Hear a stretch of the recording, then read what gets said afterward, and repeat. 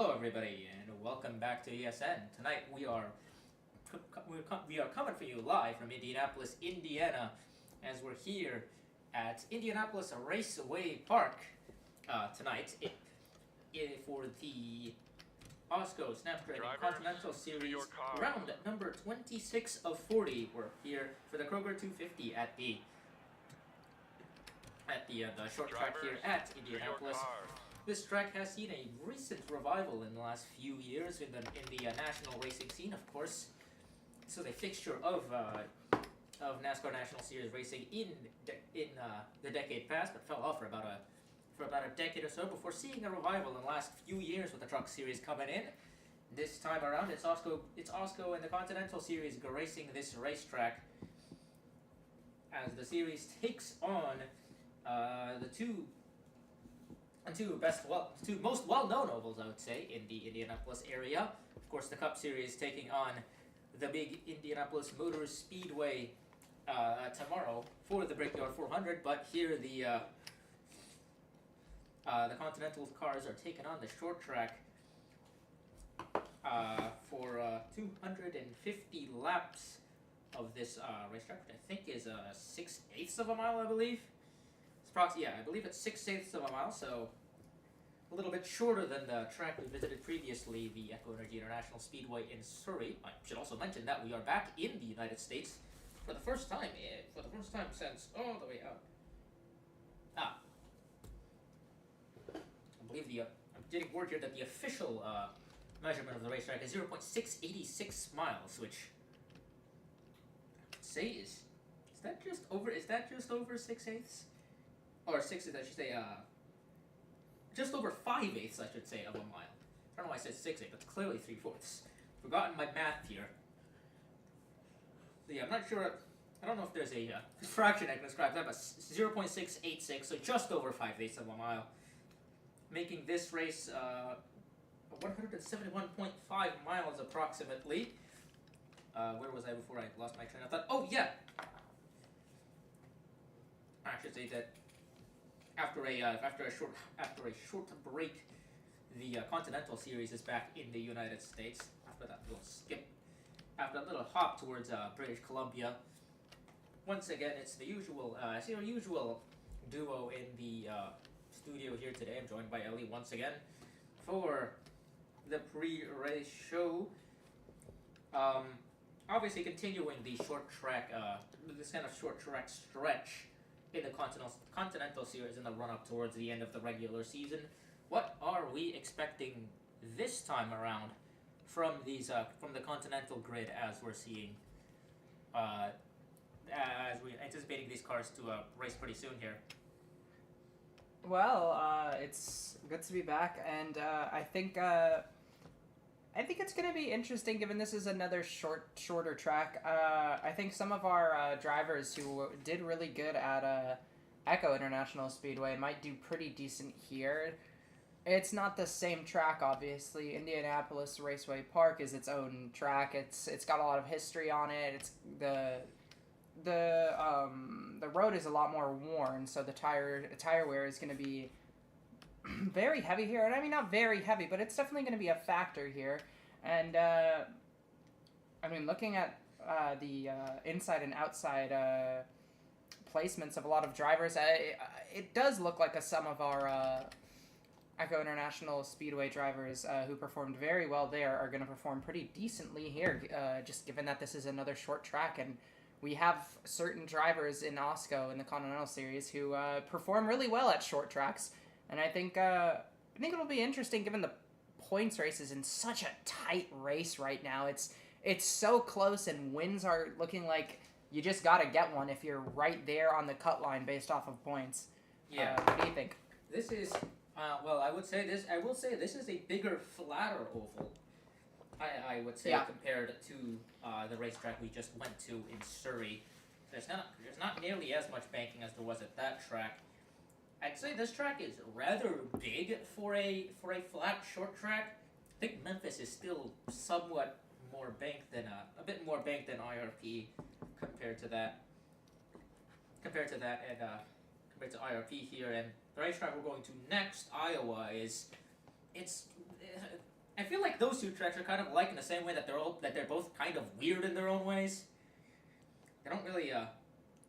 I feel like those two tracks don't really compare all that well to even other short tracks really on the schedule. Mm-hmm. I mean, looking at the racetracks we're going to. Evergreen is a close-ish. That one was 5/8 of a mile, I believe. I see. That one it was a flatter 5/8 of a mile racetrack, I believe. Which that might be the racetrack that I would think about comparing to. Like they're both fairly short, fairly flat short ovals as well to boot. Though I think Evergreen, I don't remember Evergreen's. I don't remember the details of Evergreen's surface, I should say.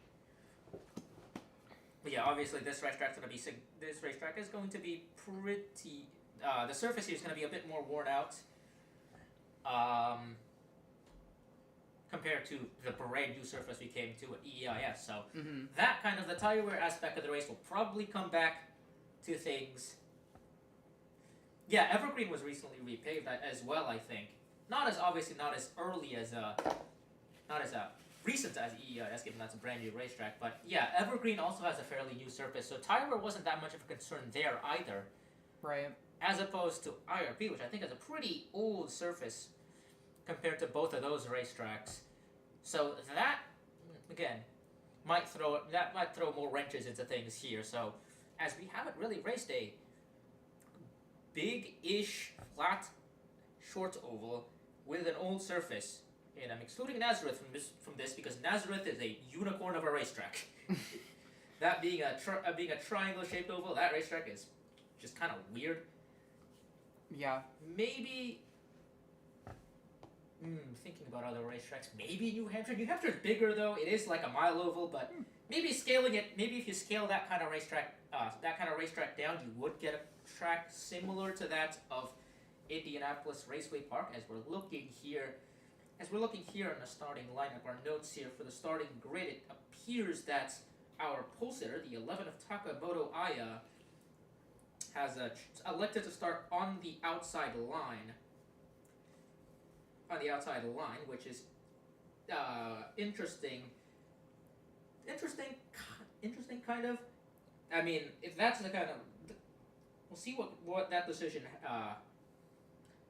brings. But usually on short tracks, obviously you want to start on the inside line, even if you can get a better run on the outside, because you obviously want the inside line at the turns 1 and 2 to be able to clear the person on your outside, but. If you're starting on the outside, that might suggest that there's, at least in terms of, for Aya's case, she's feeling a bit more comfortable potentially launching off of the outside. Maybe there's just enough grip on the outside that you can make that kind of move work using the middle to outside line in turns 1 and 2 to clear, heading out into 2. Which obviously, that's a bit of an unconventional thing to do for most short ovals, but we'll just we'll see as whether or not the decision bears fruit as we look at the rest of the starting lineup here. Give me a second to pull all of that information up. Looking here at our lineup, it is Aya and Jennifer Wilson in the number 60 car on the front row. Hey, look, it's Liz Roberts again in row 2. Another good qualifying performance by a Ponos racing driver. Being at the rest, that is Deborah Williams on the outside of row 2. Row 3 is Buchanan and Gray. Row 4, Estrada and Edelstein. And row 5, Kennedy and Ramirez. Looking at this lineup, see quite a few good short track drivers out here. Obviously, Latadia Gray, the big source of entertainment at any short track, I feel like. Starting up front is always gonna put on a show for everybody. Looking at the rest of the top 10 here. Looking at the rest of the top 10 here, you have Deborah Williams, who's of course second in the points right now. Came off of an 8th place finish, a good result at Surrey, finished 7th in New Hampshire as well. Looking at other flat racetracks, Evergreen finished 23rd. And where's Milwaukee? Finished top 5 at Milwaukee as well. Now 55 definitely has a decent run of results in these on these flatter tracks that we've seen. Looking at the 95 Car Reynolds, our championship leader, she starts all the way out in 34th place outside of row 17. Ellie, looking at the starting lineup now, do you see anybody that you'd like to point out? In particular? Yeah, row 6 in general. Maya Shelby and Isabella Fitzmaurice both starting in row 6. I think those are pretty good drivers as well, who have been having pretty decent performances lately. And Maya Shelby is always great to see running. She's very fast and very aggressive, and I think she could probably perform really well here. Sandy Martell starting in row 9 as well. I feel like she could probably perform really well here. She does pretty decent on short tracks, but this is an interesting track, and it's got a lot of tire wear, so I'm going to be paying attention to everybody's pit strategy here, especially green pit cycles. And yeah, Shelby finished 7th at Evergreen, 2nd at New Hampshire, and finished in the top 10 again. Yeah. Or I say just, oh wait, no. Sorry, 5th at, finished just outside the top 10, finished 16th at, sorry, I'm mixing up the results again. I'm finishing 16th at, in Surrey, and I think ran pretty well at Evergreen as well. Yep. Finished top 10 in Evergreen and, no, that's, Evergreen, and finished, 5th at Five Flags. So this is a driver that definitely has some short track chops too. Are interesting to see the 38 of Isabella Fitzmaurice here. I put her as someone who typically does better on big high bank tracks more, given that she's won at Las Vegas, and the best one she's had since then has been at Michigan. But a good qualifying position is definitely might see if she's able to make an impact here.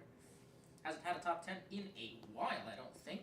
Well, since Michigan, where she finished 4th. So yeah, that's definitely Fitzmaurice is definitely someone to look out for, given that she has that one win and is sitting kind of on the fringes of the top 20 right now, kind of sitting there with a bunch of other drivers who've knocked out that one win to get into the playoffs, but really haven't had as much of a season as some of the other drivers in the top 10 that we've seen.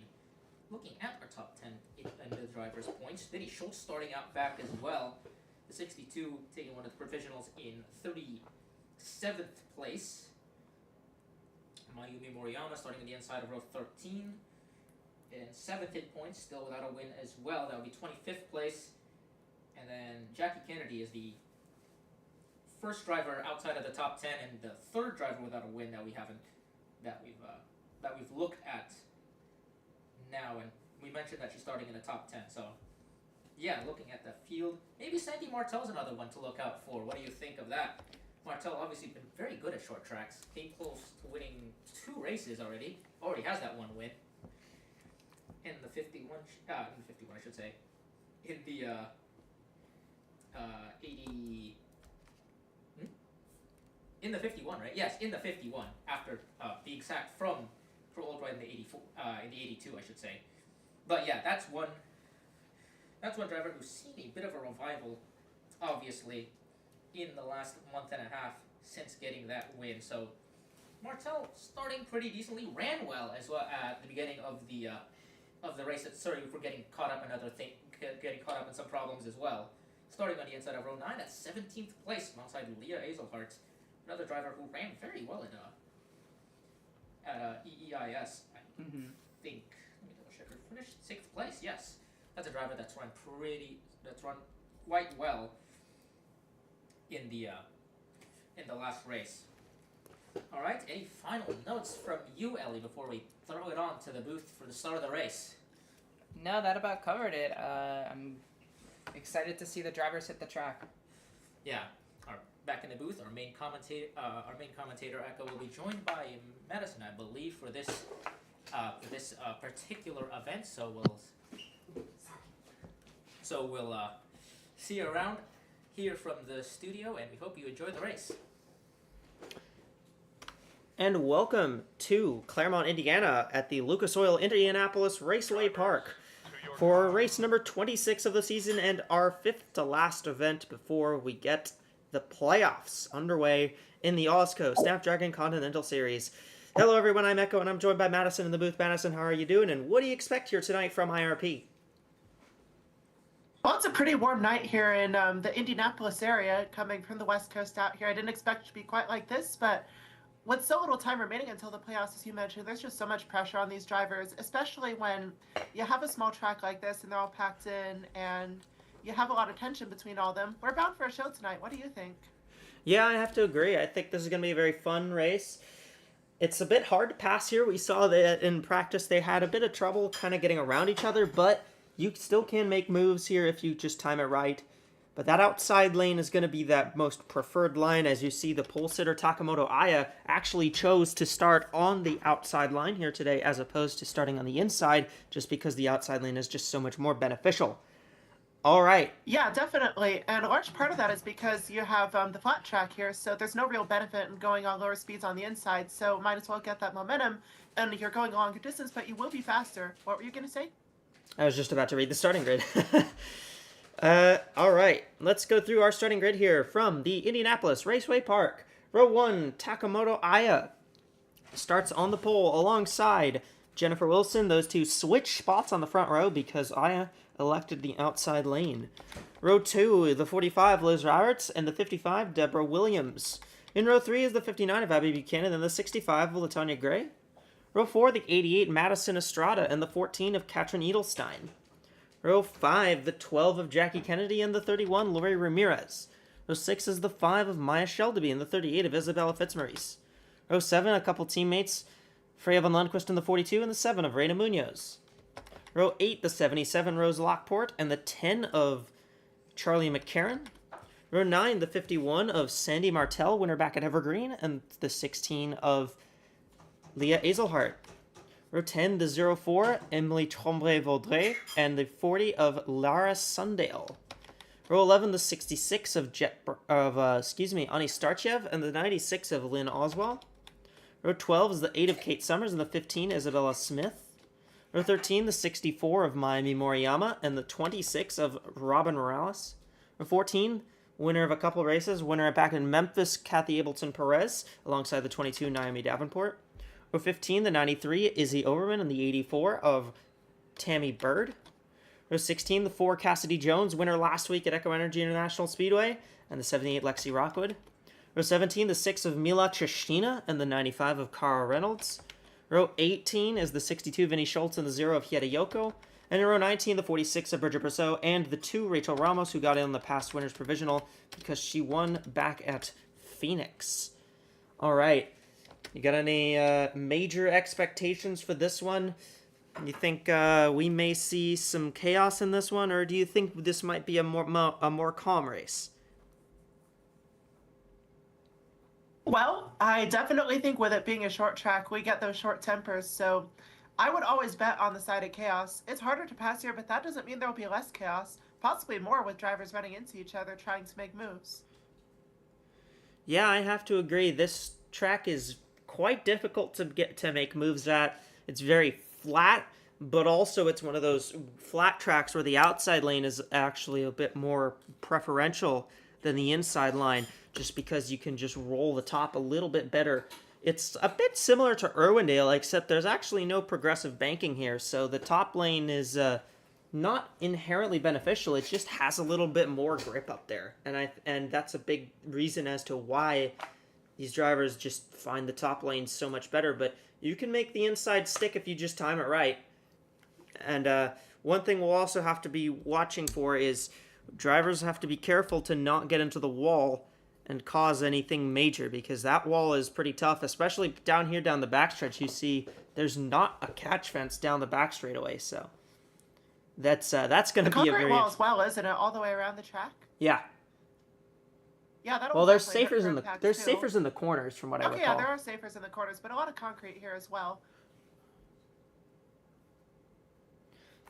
Yeah, Takamoto Aya trying to win her way through, because Aya, obviously, she's not in the playoffs right now.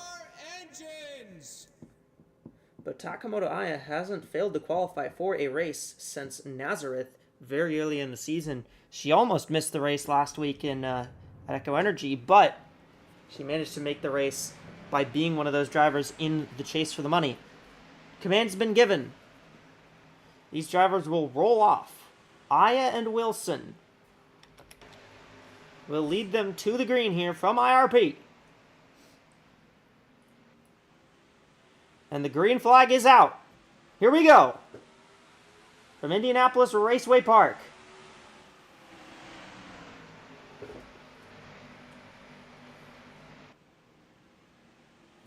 So sure, that worked out very well for Takamoto Aya, and she has already lost the lead here on the start, having picked that outside. Yeah, she just didn't go on the start. She didn't really go on the start there, and she got the wall a little bit the wall there. As well, disastrous start. So we got contact back here as well between Trombe Vaudreuil and Azelhart. The 04 and the 16. 3 wide. They're 3 wide further back here. Oh, and around, there's a car in the background. Rachel Ramos. I think will be out. Yes, yellow is out. As Aya slips all the way back to 4th. And this is another track where it's just really hard to get going on these, where it's really hard to keep it clean on the double file restarts. Yeah, and tell you what, who's behind Takamoto Aya? That is Abby Buchanan, and those two are neck and neck in the points right now, only separated by a few in their quest for the playoffs. Yeah, but obviously there's only 2 cars right now in the playoffs on points, and that being the 62 and the 64. And obviously that can change quite a bit. But picking the outside lane might not have been the best move for Aya.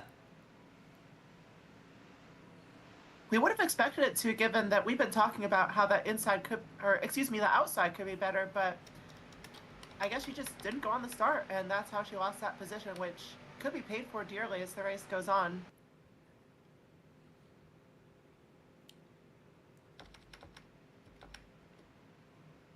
Looks like several cars are heading down pit road here. Pit road might not have been open the first time by. That might be why they're all coming down now. Roberts, Williams, Estrada's in, Edelstein, Sundale, Ableton, Perez, Morales, Bird, Reynolds are all coming in. Bridget Brousseau actually came in some split first decisions. time by. Well, let's go ahead and take a look and see what happens to Rachel Ramos here on the start, because it looks like she was battling Yoko.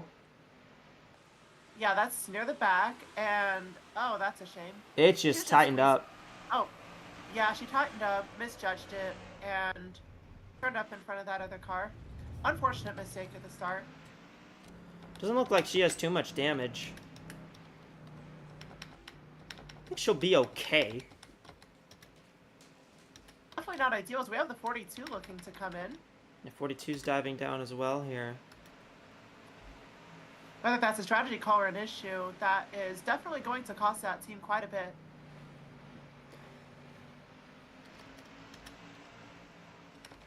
We'll see. Well, that actually has brought Aya back up to 2nd, weirdly enough, as all those pit stops. So Aya does have the chance to get the 60 back here. But it looks like the 42 of Von Lundquist has come down. The second time by pit road is open. I'm not sure if that was just a miscommunication on her team's part or if she just had an issue. Doesn't look like she has an issue, but this pit road is a bit strange here. It's a bit odd to navigate because of where it is. It starts all the way in the corner, almost in the entry of turn 3. So you have to enter that pit road pretty much right here. It's a very interesting And it's got pit also road. quite a narrow entrance as well, with the pit wall being so close to the pavement there, rather than a bit more protruding outward. So definitely those first few pit stops, you have to be very much on your guard for those first few pit stalls as well. And there's also grass before the first pit box rather than pavement. And of course, this is, that pit road didn't used to look like that back in a long time ago. That pit road used to be actually a double stacked pit road. So you had you had half the pits on one side, and then half the pits were on the other side of where the current pit stalls are now. Yeah, kind of like Bristol Motor Speedway. Actually, no, not like Bristol. More like it's a really weird because it was kind of like half a pit lane was like half a pit lane was where the current pit lane is, and then the other half was like right next to that, but towards the further into the track. It's very odd. Well, anyway, we'll get a restart here. Green flag will be back out. For a mistake at the start, and they're off. Pretty clean start for everybody here. See Lockport trying to make a move on Charlie McCarron, and she'll make that click. I think on these starts that inside may be better, but as the run goes on, it might lend itself towards the outside. Kind of one of those momentum things. Yeah, of course we saw cars even using the inside line. They could get to the outside on exit and get into the wall. So definitely even more to watch for as cars do drift up on the outside when you're running right next to it. And looks like things are still going further back, but the front is mostly sorted out on this restart. There's a couple cars. I think there was one car that got a penalty. That looks like Cara Reynolds in the 95 car. Ooh, Aya's got the wall again. He's in the wall again. Here comes the 59 of Buchanan to try and take second away, and we got another car on the wall, Maya Sheldovy. That's a 5. Oh, contact between her and McCarron, but McCarron hangs on to it. How did she keep that together? I don't know. Aya holds on to second. I think she knows. I don't think anybody knows. Sheldovy's pitting. I think she damaged it too much there. Yeah, I think there's some rear end damage on that car. Could be mistaken, but definitely side damage. We saw that big donut on the door. And for Aya as well, quite a bit more. Aya's got pretty big amount of damage here as well. Same, looks like he had a Yoko's come down as well. That might be from the caution. From what caused the caution.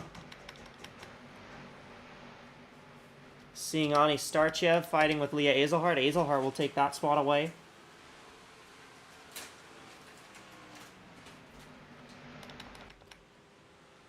We're right now up at the front. Oh, and Aya is pitting. The 11 car is pitting. Pitting from second. That's the damage is. The 60 car pulled out quite a lead, but that is even more of one now that Aya's coming in. Could not deal with that damage. Might have just been rubbing the tires too much. That'll be a big hole to recover from. Play it safe early. Yeah, she can recover from that. It's still early. We're still only 14 laps in.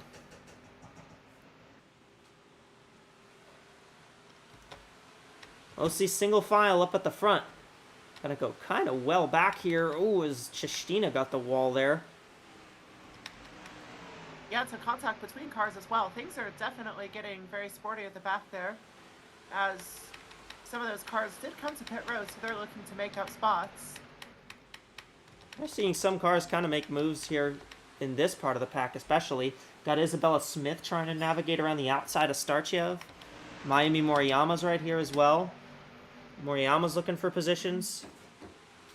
Starchev and Smith. Tremblay Vaudreuil and Naomi Davenport are right here. Same for Izzy Oberman.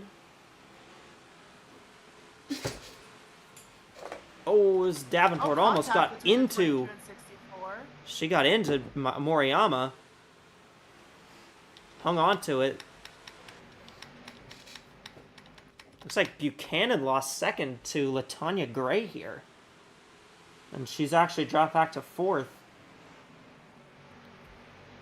Looks like she can lose even more with the 31 right behind as well.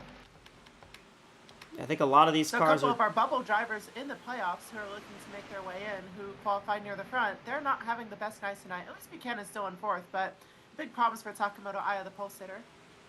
Oh, Martel got the wall in the background.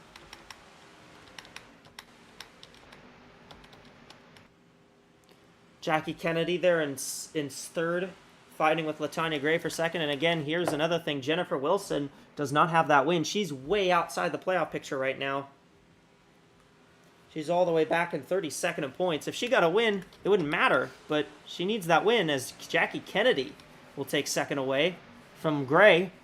Kennedy's much closer to the playoff bubble, but she also still needs a win. In fact, Jackie Kennedy came in just 24 points back of 20th place Miami Maruyama in the playoff standings. So you see LaTonya slide up high again. Almost think about 3 wide.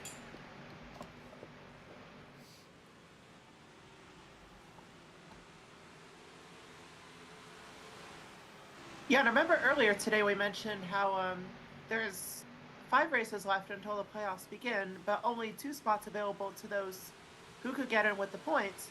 But that means we could have more winners. So if we have 5 new winners, that means things could get a lot more complicated and we go back to points again. So definitely with Wilson potentially winning this race, that would mean just 1 driver left in on points. And things get very interesting from there, don't you think? Yeah, well, if we got 5 new winners, that would just mean we'd get 23 in the playoffs instead of 20. That's true, yeah. It is a So very, expanded it is a playoff very, field will also have implications. it is a very interesting system they run here, where all winners get in, no matter if it's more than the designated playoff size or not. Fighting back here between Izzy Oberman and Isabella Smith. Those are 2 Izzy's right there. Fighting for 13th Looks like spot. Smith's going to tag the wall. Smith just tapped the wall a little bit. Easy. How about Vinnie Schultz, who's managed to move from starting well back in the field? She was started back in the 30s in provisionals. She's actually managed to move up to 20th spot. She's battling Tristina for 19th.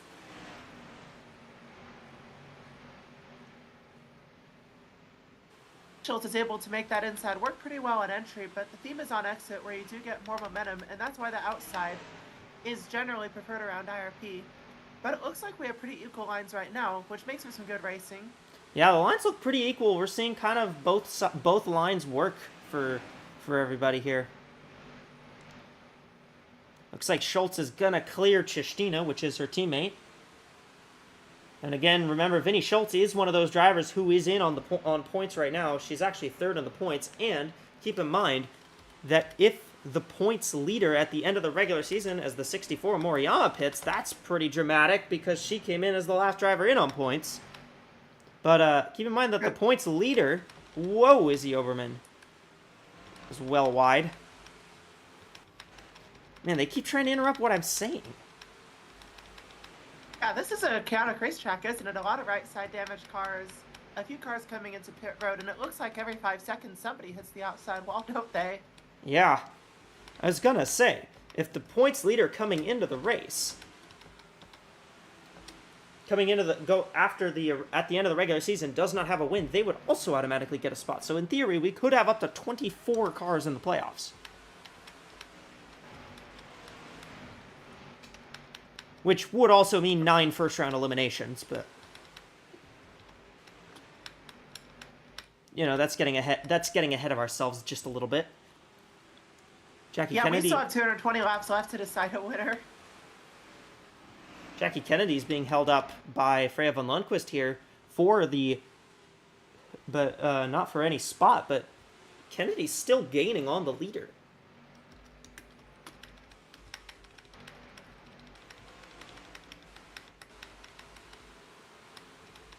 Oh, Kate Summers has stalled on a few track. times, and now a problem. Big problem No for caution Summers. No yellow yet. Looks like there won't be one.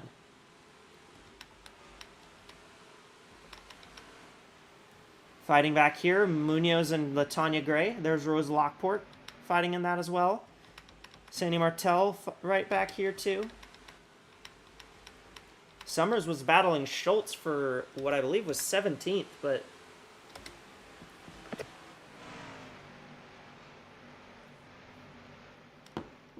we'll have to see if we can figure out what happened to the 8 car there that caused her to have an issue. Might have been something with the wheel. She was hitting the wall a lot, and that could have loosened up a lug nut or something of that sort. Maybe cause suspension problems. Munoz trying to get around Fitzmaurice for 5th spot. Summers back out on Summers track. is back on the track, so able to continue at least, albeit quite a bit further behind. Yeah, very far behind. Multiple Still- laps down. Everybody in this race is still running. How about Rose Lockport fighting with the 7 car? See somebody else on pit road. That looked like the 93 of Izzy Oberman.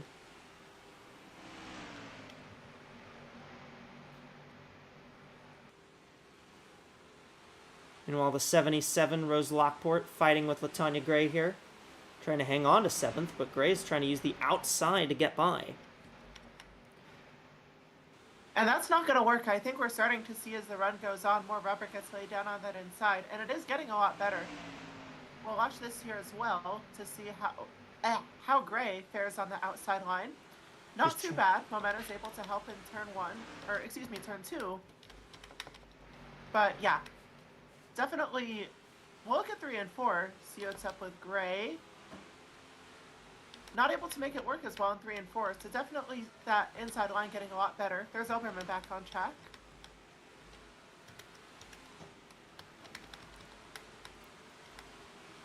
Seeing back here, got 3 wide here. Almost 3 wide. Almost 3 wide. That would have been McCarron, Azelhart, and Gray. Yoko taps the wall in behind them. See Deborah Williams as well, who's quite a few laps down. She's actually 3 laps down in that 55 car. She's just trying to make up whatever ground she can. Martel gets the wall. Oh, big contact. Oh,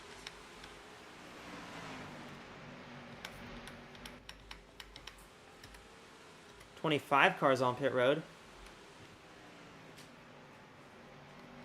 But so far, right now, it's been all Jennifer Wilson. She's led every lap so far. Whether that will hold for the rest of the race is, well, obviously to be seen. Seeing battles back here, there's Cassidy Jones. See somebody else on pit road that looks like Liz Roberts in the 45.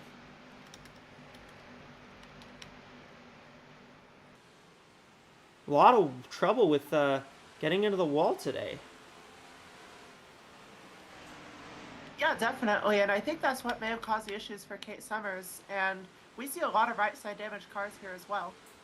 So, tough night. Definitely the driver's trying to find the limits and get used to the grip, and you pay for it dearly when you overestimate. Yeah. Caution. Caution is out. Oh, caution is out. Oh, the 62! Oh, that's Vinny Schultz. Inside the wall. That's not good. That looks like some very hard contact. And she is running generally in the midfield, so we'll have to take a look at that. Some of that fierce racing causing a huge toll. It looks like most of our leaders are going to come into pit road. Pretty much everybody's coming in. I am not very surprised by this. I think we saw some big damage on the 6 there for a moment. Maybe something I involving believe the those 6. two. I believe the 6 was involved of Chistina. They're battling a lot, and their teammates, so that makes things a lot more dramatic. Yeah, no kidding. 40 of Laura Sundale will be the free pass car here.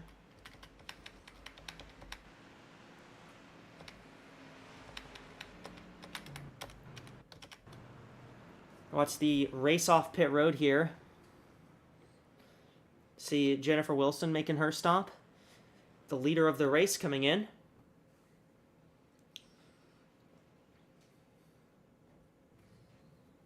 Looks like a nice and tidy stop, and she'll keep And she'll be the leader of the race coming off as well.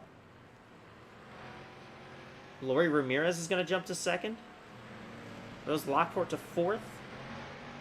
You're kind of losing quite a few spots from, I believe, 3rd, 4th.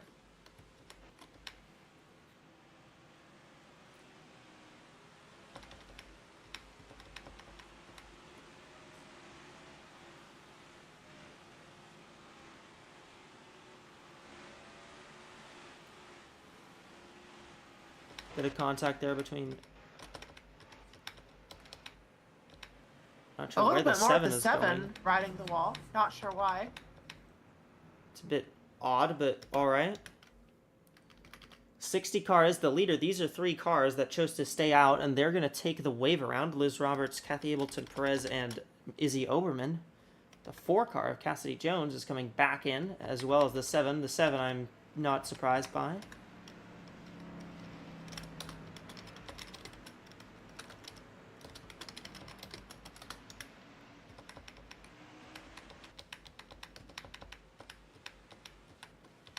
you what, that was a huge incident involving the 62 and I believe the 6.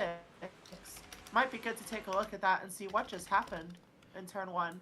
Let's Obviously, go back Schultz and... out of the race as a result of that contact. And here Oh. Just a Wow. I don't know if that's just a misunderstanding as to where everybody's going to go, or something like that, but Justina just dives to the low line and Schultz was there. And that is left front to right rear contact, which in an open wheel car might send one car flying, but in a stock car it'll send one car hard into the wall, and that's exactly what we saw. And it did send another car upside down, funny enough. Hopefully both those drivers are okay, though. Ellie, you got any word on Kate Summers? Yeah, you remember her stopping just right off the grass? Yeah, we heard that a tire went down and she needed to stop for maintenance. Well, that would do That's it. not surprising at all. She was hitting the wall a lot, so definitely that could cut a tire down. But we'll be getting a restart pretty soon. A lot to see with some new faces near the front, except for our leader, Wilson. No wave arounds here for no lap down car wave arounds here, so it'll be Wilson, Ramirez, Kennedy, Lockport, Azelhart, Smith, McCarran, Brousseau, Rockwood, and Tremblay-Vaudreuil in the top 10.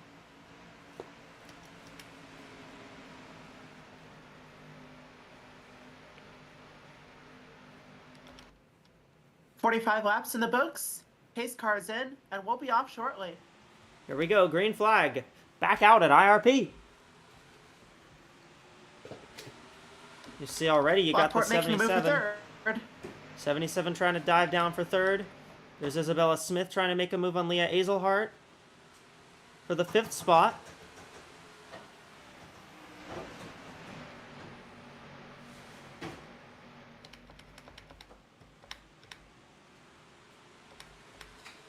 Car's getting sideways, but not much wall contact this time.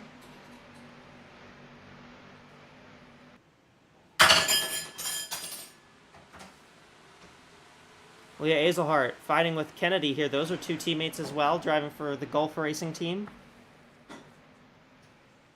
That's for 4th. Pretty clean battle so far. Hard down pit road. That's Laura Sundale, who is the free pass car.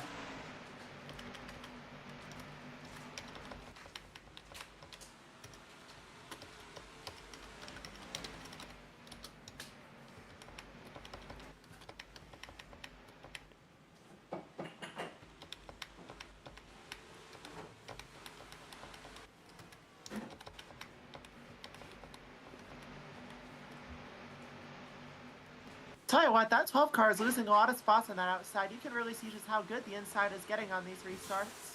Yeah. And we saw it get reasonably good on the long run there as well before the Schultz caution. Here's Buchanan fighting back after losing a number of spots on pit road. Caution is back out. Yellow is out. It might be the 55, Deborah Williams. The 55, slow. Looks like a bit of front end damage on the 45 as well. Something involving those two, perhaps? Potentially.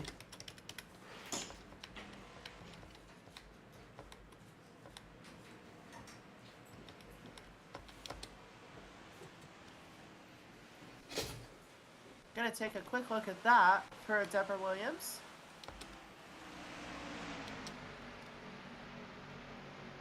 So she's trying to get between the 6 and the 7, and the 7 just, oh. Yeah, that's not gone well. Hard right side contact, but on the opposite wall to what you would expect. Where's the 45's contact come in from then? That might be... Does the 45 just have a completely different incident? There's definitely some front end damage, obviously. Or was that lingering? Oh, that's a different incident that's a that separate didn't spin bring out a off the nose of caution. The 95. Spun round. Didn't hit That's the wall. not where the damage came from, though. Must Yeah. have been lingering from earlier. Maybe restart contact.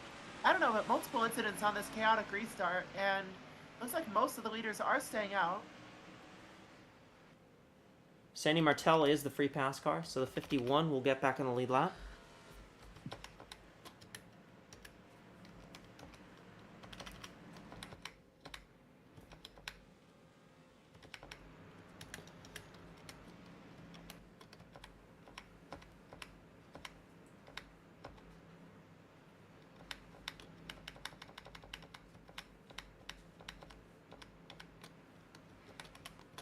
Nobody will be waved around. No lap cars in between the leaders, so nobody will be waved around here.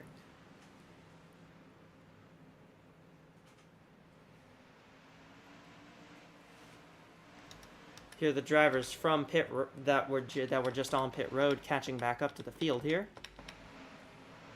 Sandy Martel's slowing up to let them in because obviously when you're the free pass car, you have to start at the tail end of the field.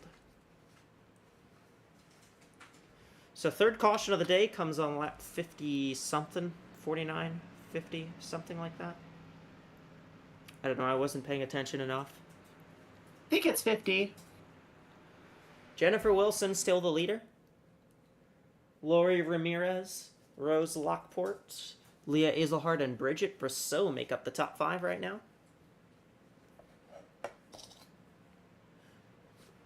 See a couple cars coming down pit road. That's the 78 and the 38. Looks like Lexi Rockwood and Isabella Fitzmaurice. Those are 2 cars on the lead lap, so... Trying a different strategy, trying to take some positions from another caution if they assume everybody's going to pit on that. Certainly contrary strategies are very risky, but if that works out, that could be very rewarding, I think. Still got a decent fuel window here. I mean, again, the fuel window here is about 110 laps or so, somewhere around there. So I wouldn't expect them to. Well, I'll put it this way. I wouldn't expect them to... I think I'm not that surprised that they're making extra pit stops here at this stage of the race. But if they're making them in the last 100 or so laps, I'd be surprised then. Tires aren't really a factor, but making moves on the restart very much is. So this will be our 3rd restart of the night here. Wilson will lead Ramirez to the green flag. 31 held with her pretty solidly. Rousseau jumps out of line to try and take 4th away from Azelhart.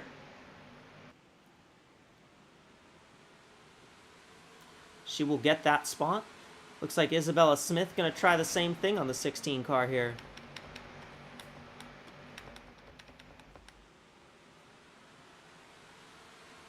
'12 car just next to the wall. The 12 got into the wall a bit.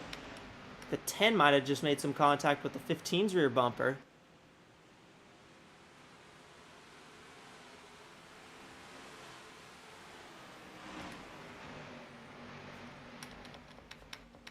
Abby McKennon's moving nicely up in the 42 59 and car 0. back into the top 10.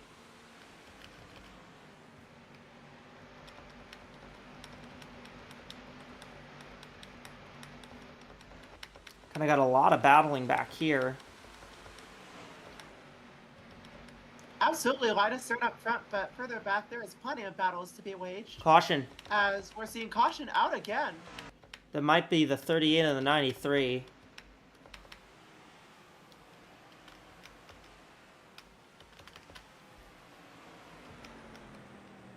I believe the 6 of Chistina will get the free pass here to get back on the lead lap. So we got it. Pretty much everybody coming back down pit road here. Well, it looks like there's a couple cars that are staying out. The 77 has chosen to stay out here, actually. All right, so now we're seeing different strategies coming out here. Looks like only some of our top 15 or so are coming in. Really not that many cars. I'm not sure what the crew chief for the 60 is thinking or anybody else, but I'm not really sure I'm convinced by this strategy. Well, that will mark our first lead change of the day, so Rose Lockport takes the lead.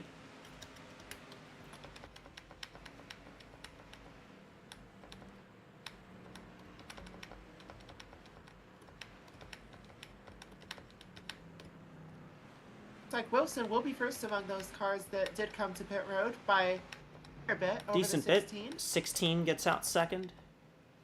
Buchanan having a good pit stop for a change. 6 car of Chistina will be the free pass car. And it looks like she is going to stay out here.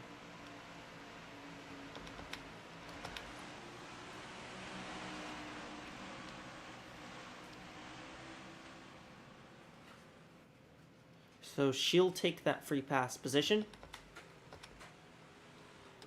Yellow number 4 on the day. See what We happens think to bring it Oberman out. was involved. It was definitely a bit more subtle than previous ones. Into the corner. Oh, Yep, that would do it. well, that's 2 cars turned around, and that is fair cause for yellow.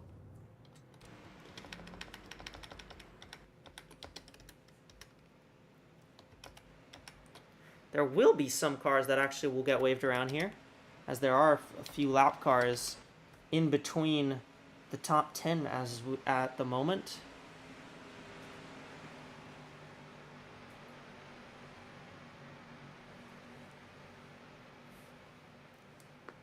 And look, it does look like there is a decent amount of cars laps down in the in this here, so a few cars will get some laps back.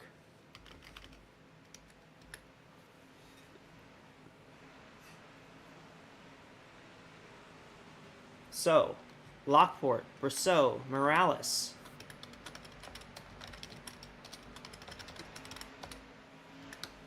Bird, Jones, Edelstein, Oswell, Davenport,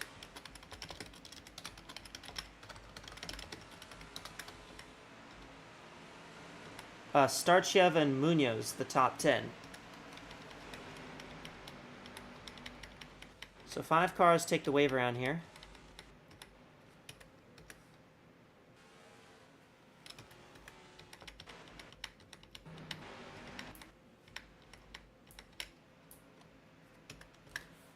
Lights are out on the pace car, so we will be heading back to green this time.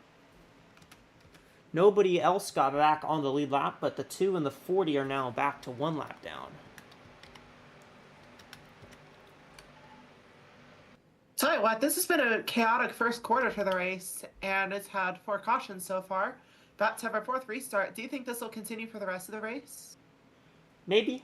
I mean, we did see them get a pretty decently long green run early on, but, you know, we'll have to see if that holds.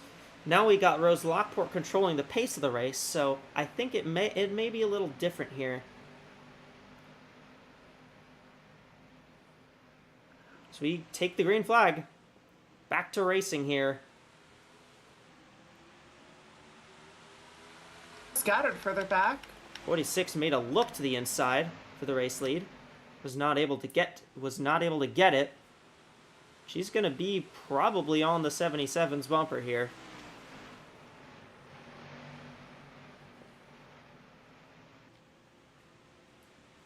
Coming into turn 1, she's going to go for it here. She will look to the inside. That is door. That is bumper. And we had a car around. It's the 60. And the caution is out. That's Wilson. Our race leader caught up in shenanigans further back. The driver who was leading the race. Yeah, Lockport has lost the lead and may lose second.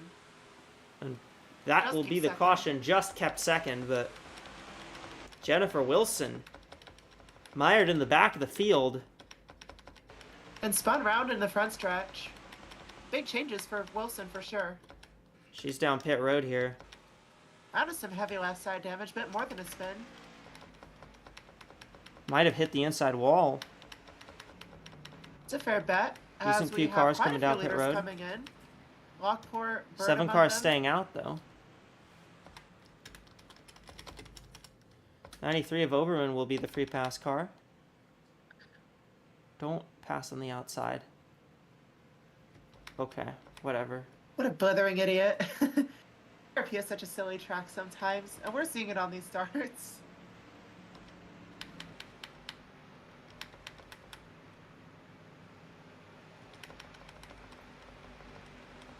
Yeah, well, how stop's going?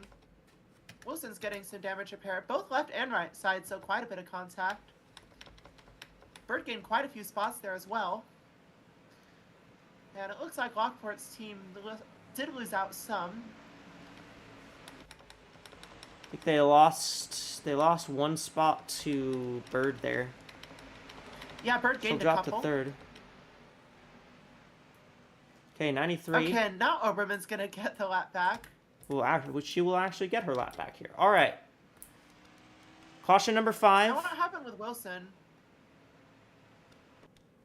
Because obviously we saw that car spin to the inside. Which Oh yeah, brought up she made oh, some pretty big contact yeah, with. as we mentioned, a little bit more than a spin. Ooh, hard in the inside wall. Oh, concrete driver's side. That's not good. Lexi Rockwood got a bit of that too. Right as Brosseau was making the pass there for the race lead. A fair few cars are gonna get waved by here for being lappers. But, man, it's been a bit chaotic here so far. Definitely some changes for Wilson. I don't know if she's still running or not, but that will definitely hurt the chances that a winning race car had. I don't see her on really track. Only wants a pull away. I don't see her on track. Yeah, she's not on track anymore, so she's done. Wilson is out. This is huge. That knocked her out of the race. What an unfortunate end to the race for the driver who we thought had the best chance at winning. And now she's done. It's over for her. We talked about the risks of a contrary strategy, losing track position. How about losing even running in the race? That's what could happen with the chaos further back. All right, we'll get our wave rounds. So, top 10 is Munoz, who's pitting for some reason. Okay. Maniac. Well, the 45 is going to get the wave around, so that is LaTanya Gray now leading. All right, well, then that means Gray, Fitzmaurice, Azelhart, Rockwood, Buchanan, Ramirez, Pomme-Vaudreuil, Kennedy, Smith, Estrada will be the top 10. So only a couple cars did end up getting wave rounds there, but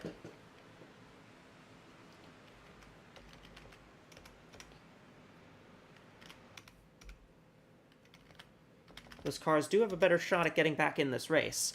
Lights are out on the pace car, so we're going to head back to green here. And hopefully we can stay green for a little longer this time. I know you want to see that as much as I do. I think we're seeing too many of them.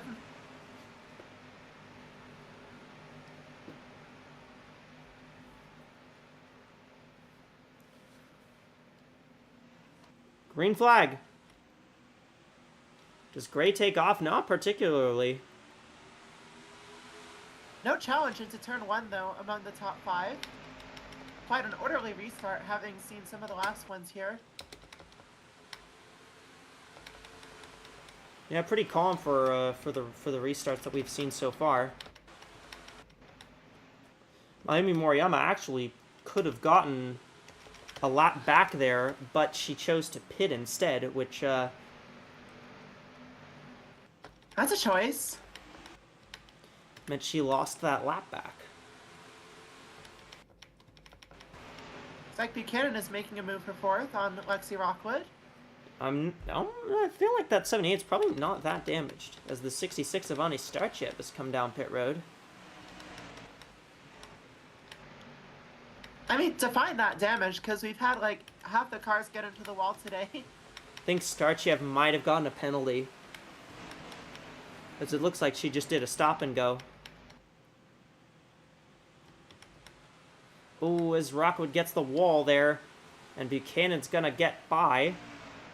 And now Rockwood's gonna have to try and hold off the 04. 31 may also get into the mix down in 3. Yeah, Lori Ramirez. 12 to contend with, though, on the outside. And now Estrada's there on the 12. Ooh, Rockwood again in the wall.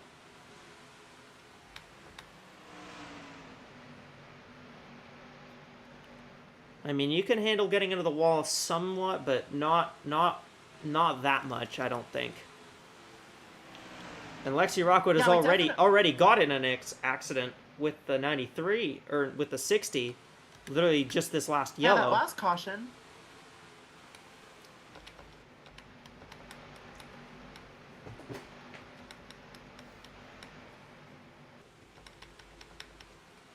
'77 is actually past the 46 wide. back here. They're 3 wide with Martel, McCarran, and Lockport. That's a bit absurd. 55, Deborah Williams came back down pit road. Looks like she might have had some damage. LaTanya Gray now out front. kind of on this strategy that the 60 was on.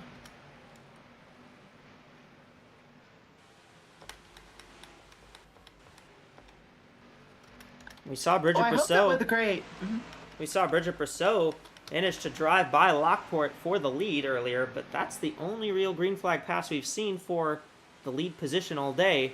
But I mean, I think we know that it's possible to make that move. Absolutely. We just haven't seen that many cars that, oh, that's a big hit into the wall. But anyway, as far as Wilson, she was pulling away most restarts. And then, of course, Lockport did lose the lead on that start. And, of course, now we see LaTanya Gray able to hold off the 38, but starting to pull away a little bit now. We just haven't seen a whole lot of, I guess, real equalness between the top two cars throughout the race, except once, and caution is out. 40. That's a Sundale, clear and it looks hit like by 40 Roberts car. is in it too. I think the 66 66 as well. has some damage as well. 40 is dumping oil on the track now as the yellow waves.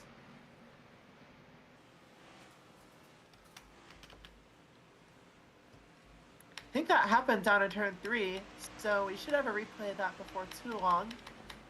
Yeah. But first, I guess we'll see who pits. We'll see what pit stops look like. Looks like most of the leaders are going to come in. Most of these leaders are coming down.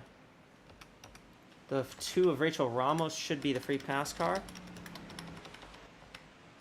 Pretty much all leaders except for the, looks like the 84 is going to stay out. 7 car is going to stay out. 77, 26, 46, so... Not terribly surprising mixture, I have to say. Some of the contrary strategies showing themselves here. Yeah, with how many cautions we've gotten, it's kind of lending itself to seeing some teams do these different strategies. Well, Tammy Bird is your leader, right? Yes, 84 is the leader. We'll see what the 42 and the 5 do. The 42, the 5, the 25. I think the 11 is also coming in. 11 car is coming in, but she's a lap down, so... Yeah. With the 84 being the leader, that'll move the 42 and the 25 into the wave around positions. The 25 will actually... Okay, no, they'll still be... The 25 is going to be 1 lap down, and the 42 will be 3 laps down.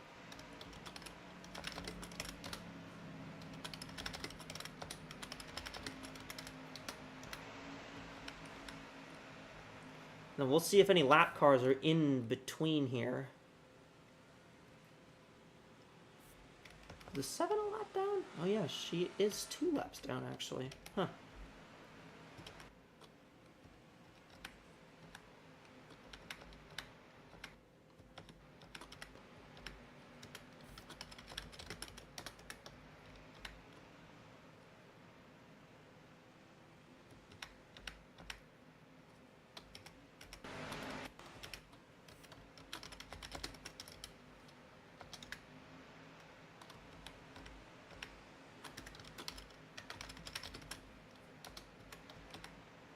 '64.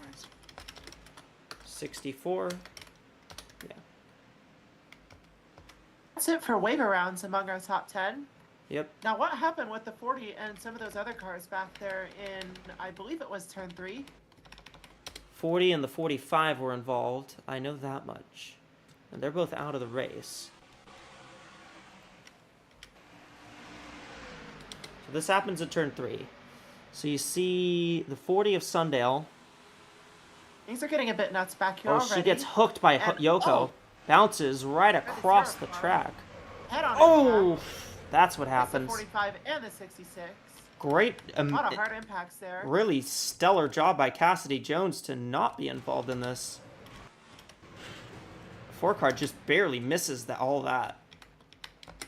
I'll say. 64 as well. Was almost hit very hard by the 40. So a lot of close calls there, and 3 cars badly damaged.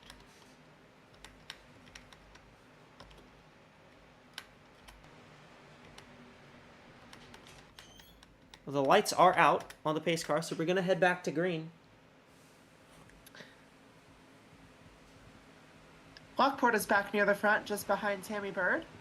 A new pace out front, and another one who has led a couple laps tonight, right behind.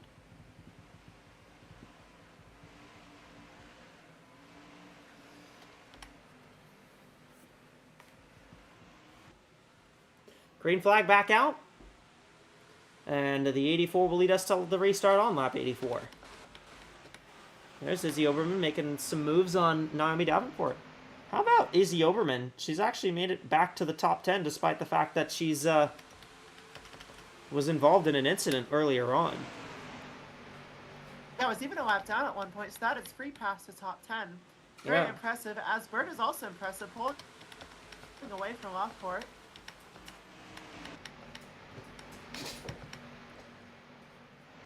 See Oberman fighting with Davenport. Then you got Azelhart and Jones behind them, and the 93's pitting. Okay.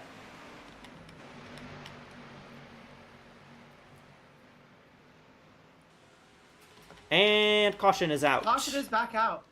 8 and the 7, it looks like. Not much damage on those two. Oh, well, there is a bit more damage. I think the on 7, the that might have been damage that was already there on the 7 car. Oh, it's left side damage, so definitely something of note.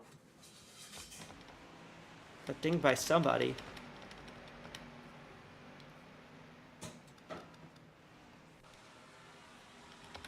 Gonna take a quick look at that here, involving the 7 and the 8. Bit of smoke on the inside of exit of 2.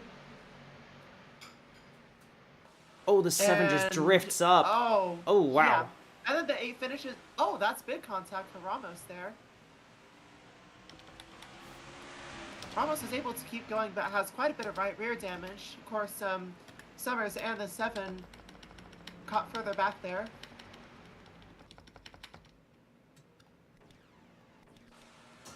Who was the leader racing back? Or who was the first car a lap down racing back?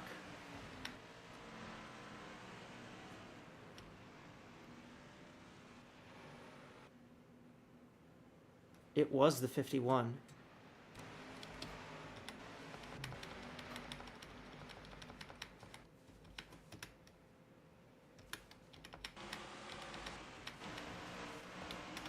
Izzy Oberman is lucky that the caution came out right then because she actually managed to stay on the lead lap.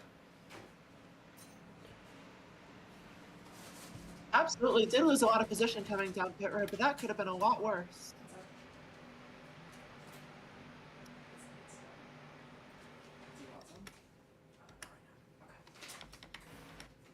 That's 6 cautions tonight, I think. Maybe 7. That might be 8, I think. Lost count.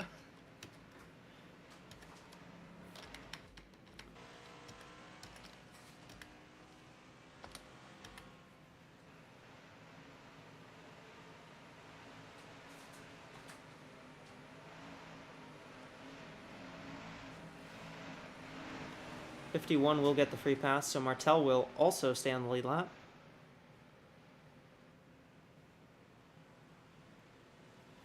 Well, she'll get back on the lead lap after losing it literally right there coming to the caution. None of the lead lap cars really came down pit road here.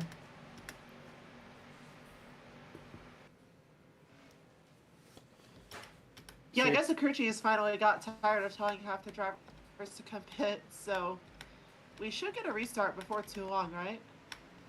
Yeah, probably we'll see one pretty soon here. No wave around cars either this time, other than the free pass. Yep, the 51 is the only one.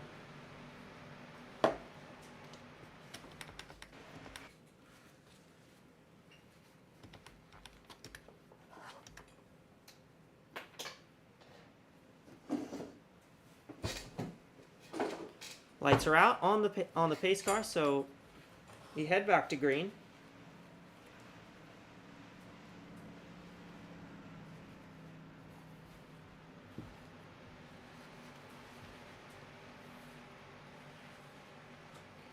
You know who's led the most laps tonight?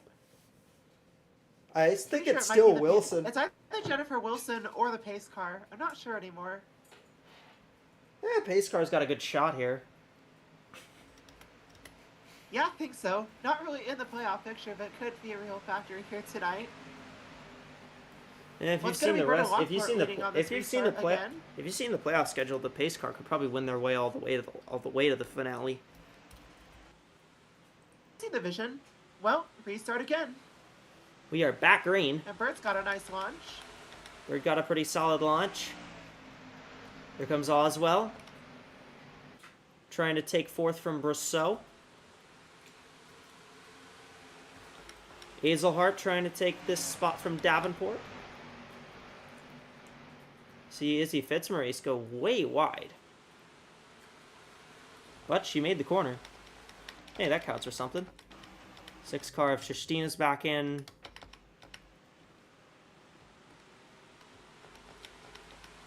Three wide further back. That's Ramirez. That's a couple teammates, Ramirez and Fitzmaurice back there, as well as the 59 of Abby Buchanan.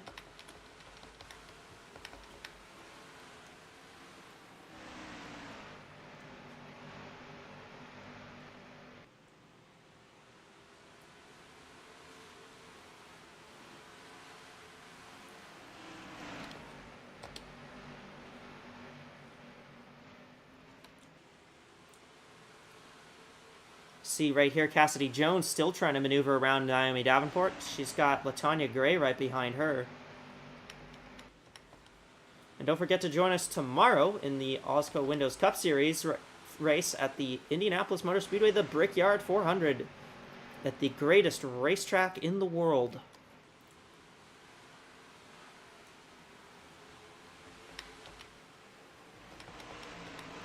Now, I'm not joking when I say that, by the way.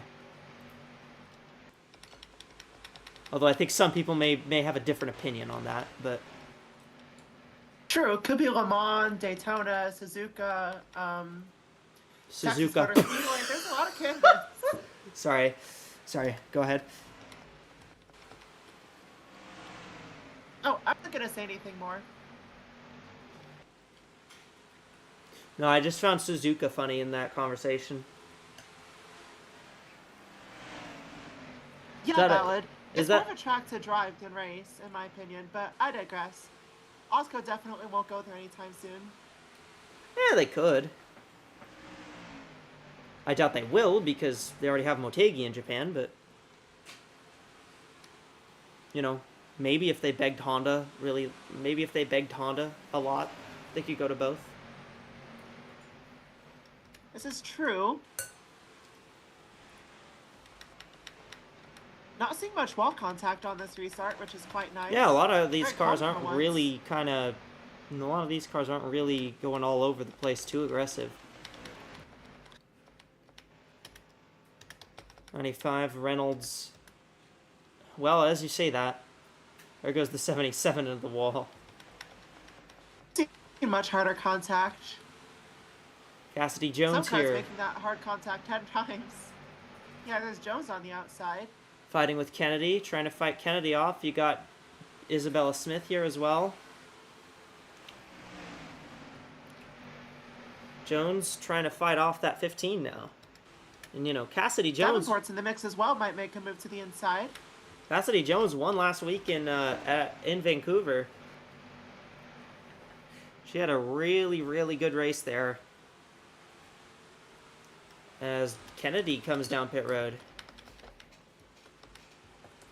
So that might be damage related as well. But Tammy Bird is really driven away now. She's starting to gap the field.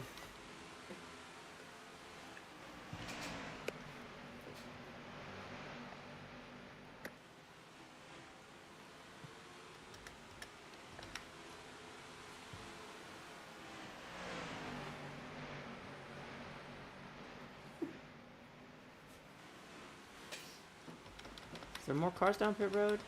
Or am I just seeing things? No, I'm just seeing things. Well, the 12 was, but that's yeah, true. coming but off pit road now. See a fight here. There's a battle for second. See Robin Morales trying to take this spot from Rose Lockport. Remember, Robin Morales actually won at Milwaukee, a fairly similar track to this one. And then Bridget That's Brosseau's right, and all this is happening. Bridget All Brosseau's this kind is of poking her happening, nose in there as well. Go ahead. Yeah, this is about 2.5 seconds behind Bert, who's been able to pull out quite a bit on this restart, reminiscent of Wilson earlier. Of course, we saw that on the restart. Now we're really seeing it here as Morales is going to take second, and Lockport's trying to defend third. Not having the I don't best think time she's of going to that, get though. it. Yeah, Brosseau's going to take that spot. You know, I want to say Bridget Brosseau has been incredibly good ever since she stepped into this 46 car. She only has 3 True. finishes outside the top 10 in her 8 starts so far. Brosseau's had quite a bit of momentum coming into this weekend, and she's continuing it as we proceed. Battle between teammates right here. Here comes LaTanya Gray on Lynn Oswell. Now, LaTanya Gray's got a little bit fresher tires. For the top 5. Now, remember, LaTanya Gray's got a little bit of fresher tires than the rest of these cars, so that could be a big reason as to how she's making up that ground.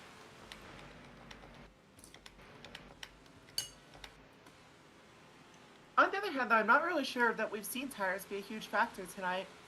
Because, I mean, have we had cars that have tried contrary strategies make up huge amounts of ground? But then at the same time, we haven't really had very long green flag runs to prove that theory. So, very much an open checkbook, even 108 laps into this race. Yeah, I was going to say, I don't know if we can really make that call on whether tires are making a difference or not, because we're not really that deep into we haven't really gotten deep into a green flag run yet. But we've also seen, we've seen LaTanya Gray went from about 10th to 7th.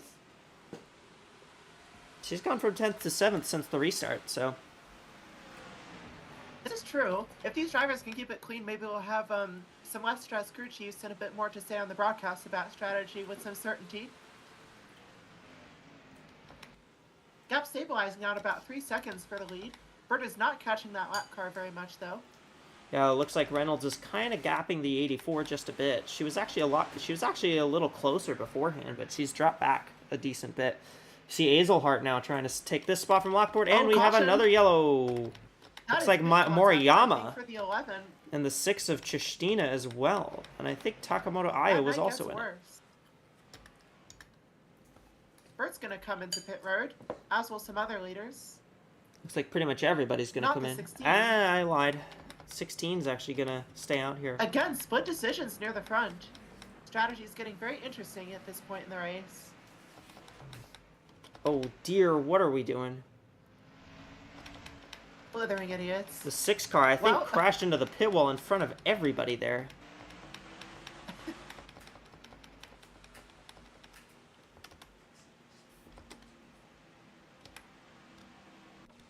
We'll take a look at that again, and then we'll take a I look need at to the see. incident that brought out the caution. Need to see who was the free pass car, but I believe it was the 7. Yes, it was in fact That the sounds 7. right. 46. Well, the 6 is now out. 6 is after having finally been out. already involved in the incident.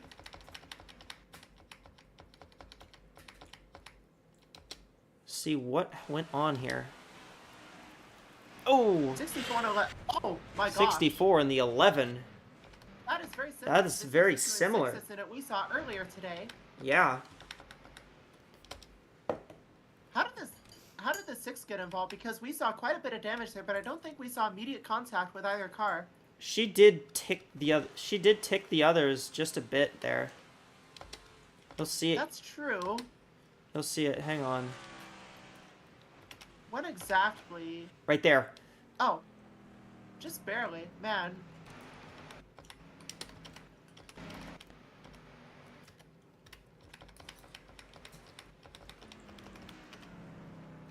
So the 7 Reina Well, that is Munoz. a more substantial amount of cars taken out. And Tammy Bird, who is leading the race. What a shame. Oh, what happened to the 84? At the pit wall crash? Did she really run into that? We'll take a look at that, because that was quite a bizarre incident. Because she was the second car in line heading to pit road. We'll Yeah, take she a was look right at here. The replay here. The 6 6 car. does crash Oh into yeah, that. Oh, yeah, she does. yeah, she took the brunt of that impact. Jeez. Yeah, Those are some hard shots. I can see why she would get involved. That's just terrible, terrible luck. There's going to be a lot of drivers talking to the driver of that 6th car after this race, and I don't think any of those words will be kind.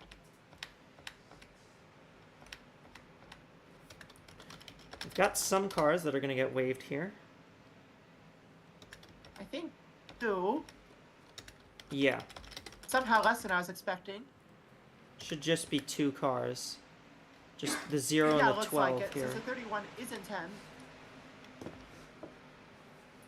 The 31 is in 10th, which actually means that the lap car behind her, Maya Shelby, is literally like 1 car off of being waived.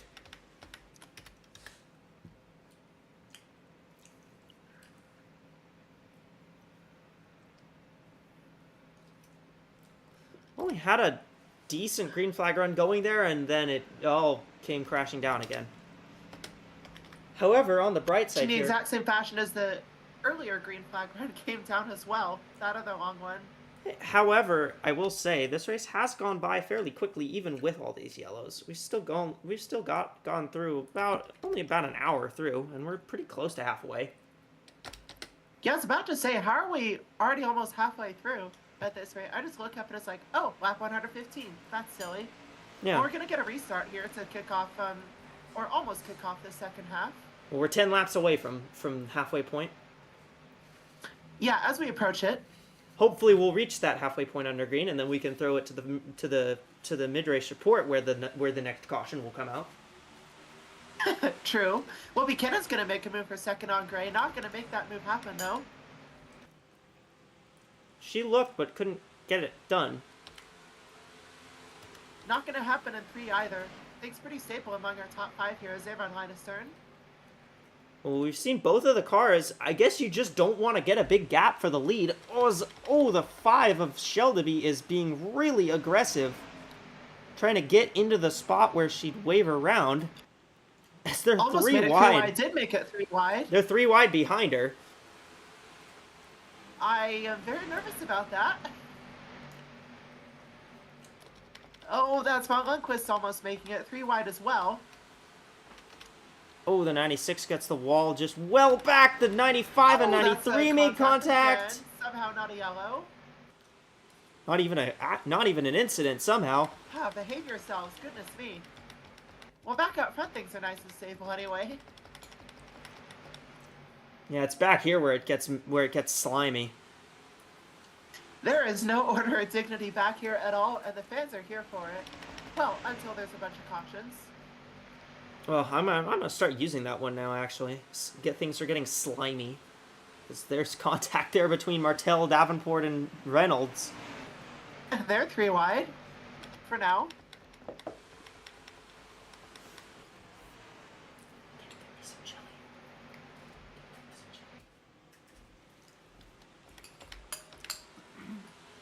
Hazelhart still hangs on to the lead.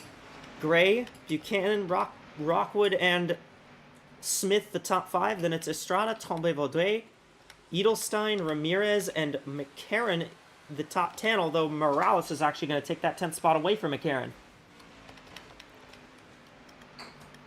Remember, Morales, one of those cars that just came down Pier Road. So we're going to see. Well, this might be a good... If this run goes pretty long, we may see... We may see the tire strategy finally start kicking in here. Sure, we can even gauge based on lap time here if we really want to, based on gap to the car ahead for how that's going to work out. Certainly pulling in quite a bit on Von Lundquist back there, so some progress possibly being made. In fairness here, the 42 is a lap car. Reasonably quick one, actually going to make a pass here. Rouse is also on the scene, looking to 26 is cement closed up.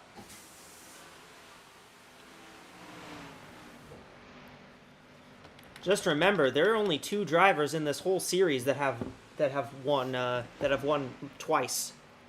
Izzy Oberman being one of them. She has those 3 wins very early on in the season. And the other one is Kathy Ableton Perez driving the 25 car. She still remains 1 lap down at the moment. We see a fight for second here as Abby Buchanan attempts to take this spot away from LaTanya Gray. And Isabella Smith back behind those two, trying to go for a spot on Lexi Rockwood. Possibly Gray as well off the corner here. Gray's going to get that outside momentum, though, on the exit of 2. Now we're going to head down to 3 and 4, where it looks like that battle will continue for second, but not fourth. Nope, Smith not able to get by Rockwood. Buchanan still trying to get around this 65. It's absolute cinema this at halfway. Yeah, we have just hit halfway. And hey, look at that. I asked for them to hit halfway under green, and they did it. How kind. Who listens to my request? See, Rose Lockport has actually gotten around Lori Ramirez as well for the 10th spot, and Lexi Rockwood now attempting to pass the 65 of LaTanya Gray. Estrada, they're trying to break into the top 5 as well. Yeah, you got 2 Dark Horse Racing cars on the outside. Leah Azelhart has kind of gotten away a little bit. Abby Buchanan in second. Rockwood trying to get to third, and I believe she'll do it. Clear off the corner for sure, gonna take third. And they're about, well, that group of cars in particular is now about a second back, more than a second back from Buchanan. And of course, Buchanan is now behind the 16 by quite a bit as well. So we're starting to see that spread again, like we did. Whoa, and the 5 is spinning in front of the field. Oh, Brousseau! McCarran. In front of a number of cars. Oh my gosh. They somehow all avoid, and the caution is out again. Well, I was just thinking about sending it to the mid-race report, and they did that.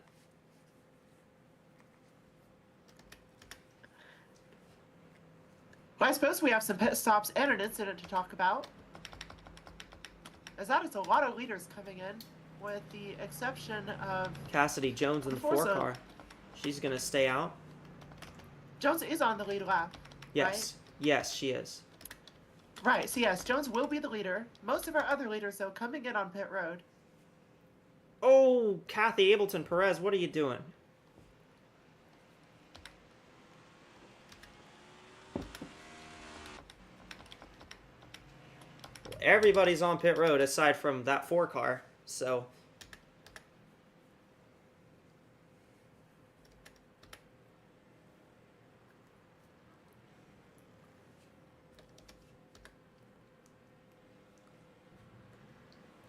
Race off pit road. Close up pit road exit. Oh, I don't know. The 16 barely got it. I was very close, but I believe the 16 did in fact get the spot. It was by inches or so. Just Ableton Perez letting a number of cars through. Might want to come to pit road. Ideally not in a way that, oh. Well, never mind then. I was about to say in a way that doesn't make contact with other cars, but then we saw that. I gotta see. Well, first of all, I want to look at the race off pit road because that was that was awfully close. Extremely close. That is Azelhart there, and we saw Buchanan get very close. And let's rewind to yes, it was. Yeah, a just 16. barely the 16. By a bumper. And the 59 is coming back down. Well, that was all for naught then. But Cassidy Jones is your leader now, with Rachel Ramos in second. Quite a notable progression up through the field.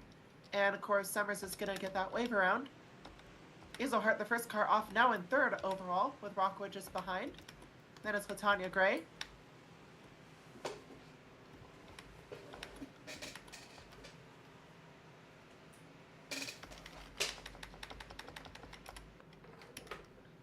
Well, while everything's sorting itself out, and once we get back to green here, I think it's a good time for us to talk about that mid-race report. And I agree. Yeah, there's a lot of things going on here. So But first, I actually want to look at the incident that brought out the yellow flag here. We will look at that, but I'd like to say about the mid-race support happening soon or now. You can't get a caution during mid-race support if we are under caution. So here's a 5. 5 car in the happens, 42. turn 3. Those are teammates. Oh, the 77 just Squeezes kind up of into the squeezed the 42 42 into the 5. And, Brosseau almost had it missed.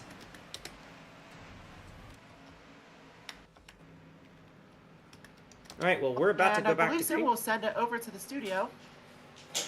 And we're going to send it over to the studio for the restart and for the mid-race reports. Russia, Ellie, what do you two have for us down there? Alright, Alright, here we go. Taking control for this restart. It'll be Cassidy Jones and Rachel Ramos. 2 cars staying out under that last caution. Then the 16 of Leah Azelhart. First car to take tires under the last caution. Approaching lap 135 of 250 here. Once again, just past halfway here at Indianapolis Raceway Park as we're back underway here for the Kroger 250. I'm not sure what to say other than caution, because clearly that's been the name of the game here in the last 100 laps or so, really. Been a giant rolling caution fest these last 100 laps. We'll see how the 4 and 2 hold up against the 16 on fresher tires. 7 came in, I think, at the onset of the restart there. Once again, for reasons. But yeah, it's been a pretty messy race here at IRP as the 25 is absolutely destroyed. Okay. Things continue to happen as more cars continue to absolutely destroy themselves. No caution for that incident. We'll take a look at what happens there in a future replay, hopefully. But yeah, a bit of a crazy race so far, I think, Ellie. Yeah, it has been a really crazy race.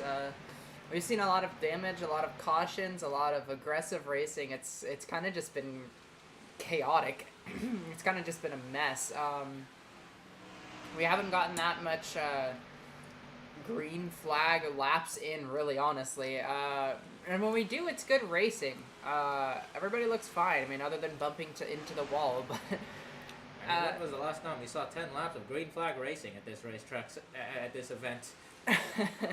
Might get close to it here. Keyword might. Yeah, might. Good work by the 4 and 2 to hold off the 16 here.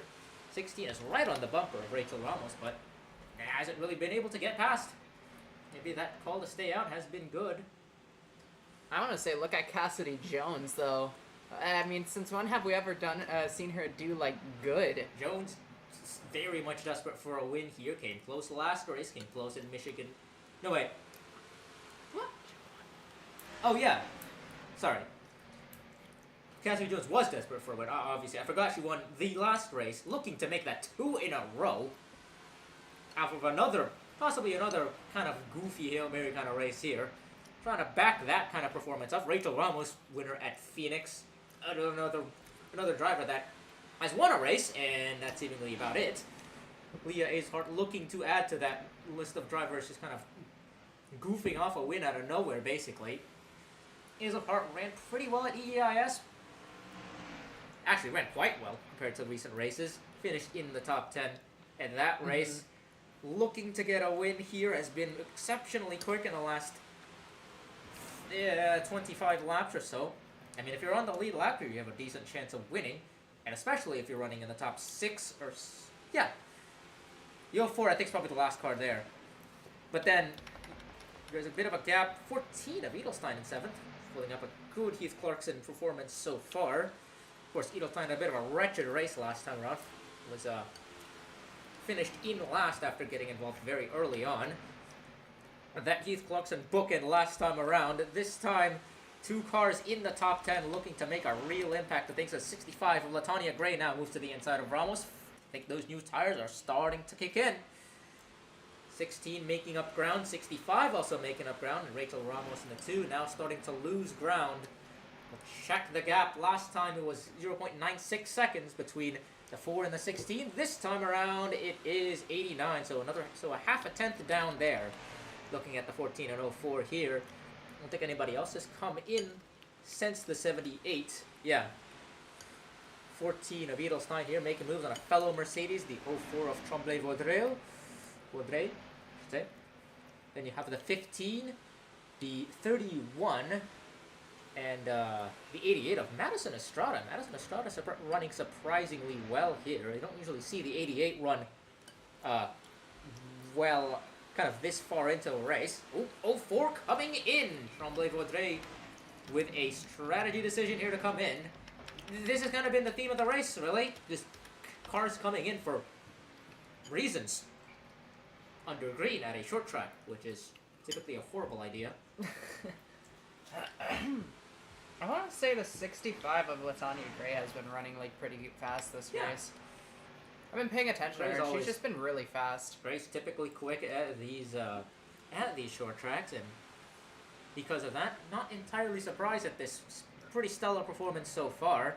That the 04 pitting will bring the 96 up. 96 up to the 10th place. We saw the 96 getting involved in quite a few incidents early on at the back of the field. So good bounce back for that team. We'll see if our championship leader Cara Reynolds can continue backing up on that performance. 16 ran a bit high there, kept it off the wall though, crucially. As she continues to chase down the 4 of Cassidy Jones. Mentioned the playoff picture coming into this race, obviously with just 2 spots in points. 3 spots in points, I should say.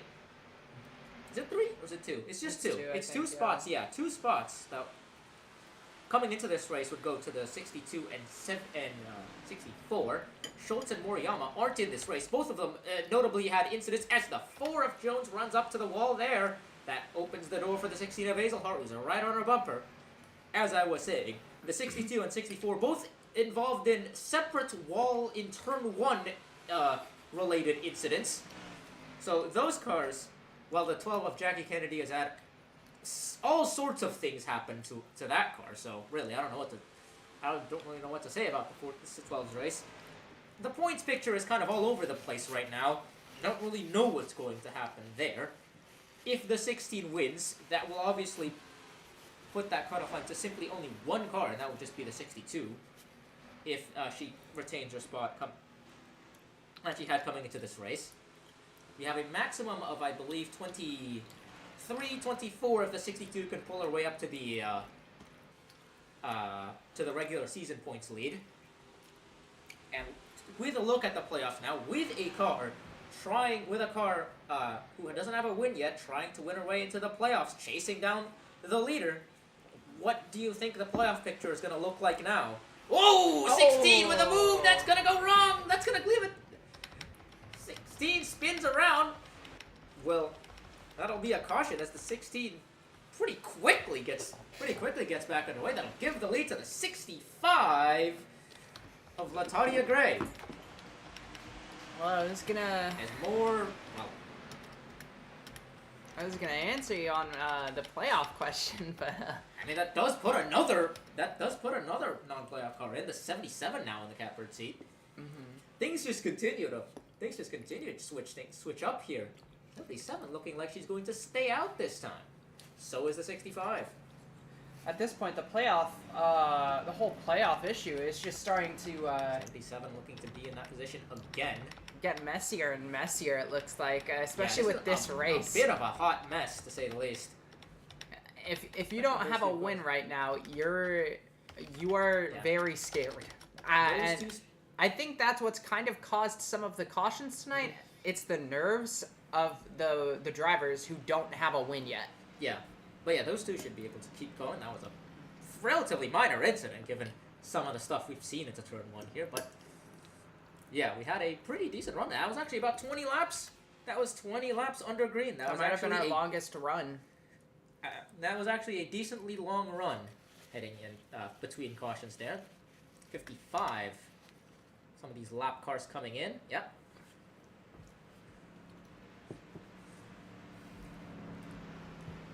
I hope we can get a replay of what happened to the 25 of Kathy Ableton-Perez under that on that last restart, because there was significant front end damage that took her out of. That may have taken her out of the running there. Looking at this, did she run into the pit wall? Perhaps. Oh yeah, way overrun, way overend. Yeah, way overend the pit entry. Ooh. That would do it. That would in fact do it. That is rough.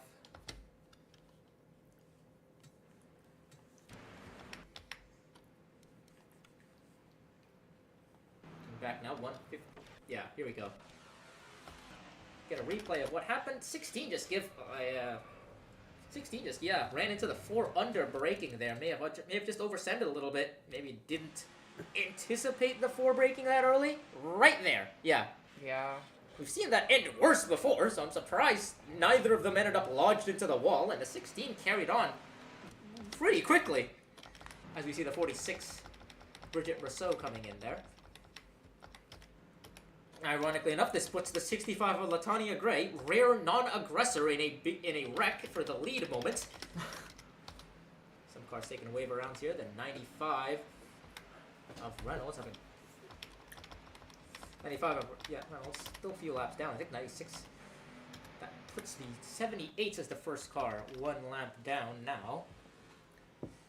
Latanya's been pretty tame this race. It's honestly a shocker. Latanya's kind of just done nothing, which, to be fair, doing nothing seems to be the right strategy to surviving this long.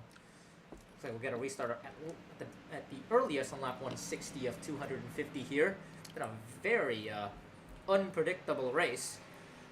Right now, it seems the strategy is just ride the cautions and time your pit stops that way. Obviously, timing your pit stops based on something as unpredictable as cautions can be a bit... is very unpredictable as lights are going off here. I feel like now would be a great time to start getting our picks in. Ellie, we'll start with you. Once again, if you're one of these teams on the lead lap right now, how do you ride these cautions, and who do you think has the best shot at doing this? All right, well, we have a very interesting picture here. I mean, we're about to see the 77. We're about to see what she can do, and she needs a win. Yeah. She's in that playoff cut line. She needs a win, right? If she races good here, she could easily be actually in contention for winning, very easily. But right now, also, Latanya Gray's kind of got that mid-season Davenport effect where she's just avoided the cautions and got so lucky to just not been in any of them. Yeah. And now she's out in front. As she gets a good jump on the 77 at the restart. Mentioned the 22 of Davenport. She is in the top 10 now. She is back in the top 10. Looking for 8th place from the 59 of Abby Buchanan. There she goes. And with that, I think I will be picking Latanya Gray. I would not be too surprised to see the 77 stick out for so long and see her in the top 2, top 3, top 4, 5. But yeah, my pick is Latanya Gray. But yeah, Latanya Gray, as a driver, I feel like is at her best when her 14 of Katrin Edelstein coming in. That was a lead lap car. That was a lead lap car coming to the caution. Came in on that pit cycle and was coming in again. Great. I mean, but yeah, I should say, I just say this. Latanya Gray is a driver who is at her best when her confidence is high, and that's something that seems to be the case in these last few races. Looking like a real top driver here. Definitely a confidence-based driver. She's looked like the real winner here, obviously, with that absolute beatdown at Aguas Calientes on strategy. 65 looking to back that up, add another win to her portfolio. I will go with that 77 of Rose Lockport. 77 driving for the Meridian team. This is another car that's come close to a few wins already. I feel like the most notable, I'm gonna say, was this the car that ran extremely well at San Eustache before strategy? Was that the 71? That might, no? The 81, yes. Sorry, but yes. The 77 of Rose Lockport, that's another car that's run particularly well. The 81, that would be her teammate, was the one who ran, that ran exceptional a ton of stars before getting caught up in strategy. That was Alice Hageman. Yeah, looking at the 77 result, sitting 28th in points right now, but with quite a few top 5s to boot. Looking at her results here, 5th at Bristol, 4th at is this South Boston? 4th at 5th at South Boston, 4th at 4th after that, 7th. Oh, car hitting the wall. 16 and 4 again. Wait, no, there's someone bigger. I think this is more the incident. There's someone running slow at the back of the pack. That might have been the 46 as well, but a bit of a mess there. But yeah, I should say 77 already has quite a few top 5s at some of the shorter tracks here. 5th place at Aguascalientes, the race where Latanya Gray famously won by a whole lap over. But since then, she's only run 2 races. And this being her 3rd start running really well. The Meridian cars may be one of the better short track teams over the course of like a full race. Fortunately, definitely lacking a little bit of pace at the on the short run, especially in qualifying trim. But in race trim, these Meridian cars look pretty decent. So I'm gonna be looking to see if that 77 can potentially hound down and pass the 65 here, but she's all over the rear bumper of already. I just want to add real quick here. Davenport, we were mentioning her earlier. She was at 9th. She went to 7th in 1 lap. She is now 5th. Yeah, she's been on a run right now. On a run right now. That is another driver I actually wouldn't count out this race. Yeah, lots of good picks for the guys in the girls in the booth to take care of, as we'll hand things over there for the rest of the race. Hopefully, knowing that there'll probably be some cataclysmic level event that we'll have to report on afterwards. So, but yeah, it's been nice having you in the studio. We'll see you at the end of the race back here. Madison, you've got a pick. Well, there's a pace car for one, but I think I'm gonna go with the 77. Actually, Rose Lockport has been able to. Well, she was up front briefly earlier in the race, did get passed on that restart, but able to hold very nicely with Latanya Gray right now, and could have a real shot in this race. She was kind of near the bubble at one point earlier in the season, has fallen back some, and now getting back into the picture, could get a win tonight and get into the playoffs. What do you think? I'm going to go with Naomi Davenport in the 22. She's really climbing through the field really quickly right now. She's making up a lot of ground, and with the 77 and the 65 battling, and we just saw the 96 and 88 start battling there as well, I think Naomi Davenport has a really good shot to win this race. This 22 is clearly very fast. I think I'm going to take Davenport. Not a bad pick at all, but well, as we were seeing during the mid-race break when they got a chance at commentary, we have a very close battle for the lead right now, but those two pulled a long way ahead of the other leaders. Some 2 seconds just about as they're lapping Sandy Martel there. Of course, that lap car is I think Martel is actually catching up to these two. I think Martel's actually a little faster. Certainly is keeping up with them, that's for sure.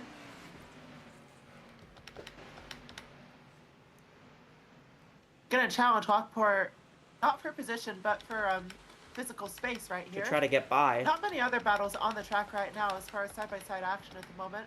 A lot of well-behaved drivers in this stint.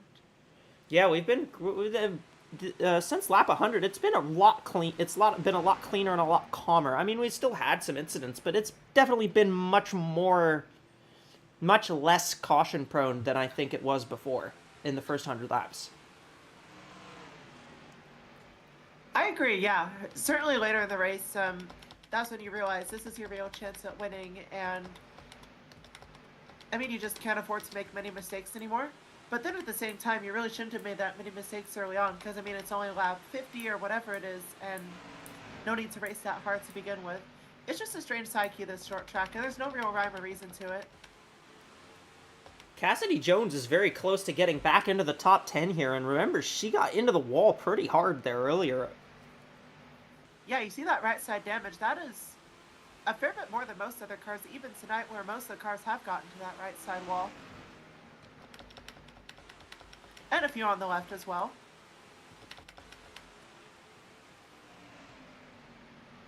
I think everybody's kind of got a little bit of scrapes on their car right now. I don't know if I see a single car that doesn't have a scraped up right side, honestly. You know what would give this race a real incentive? Give a $500,000 bonus to whoever doesn't have a single scratch on their car. We get cleaner racing and a real bonus for winning. And the 10 might get that. Not so sure about that. She did have some contact a few times earlier in the race. Well, to be fair, that was the front of her car. That's not the right side. Yeah, the 15's also got a pretty clean right side. I actually haven't really noticed. You've kind of noticed Isabella Smith's just kind of been hovering around the same spot all day. She hasn't really been involved in anything. True. Smith's had a very Even clean if we drive get to the $500,000, I mean, I can memo whoever does it $10. To be fair, I think she probably has $500,000 in her mom's bank account anyway, so. Yeah, that's true. $10 will buy a what? A sandwich? Better than nothing. Well, that might have ended it. They're going all over the place back here. 38 and 31. 38 and 31. Teammates as well. Teammates and lappers. The lapper, the 38 is. So there's only 15 cars remaining on the lead lap right now.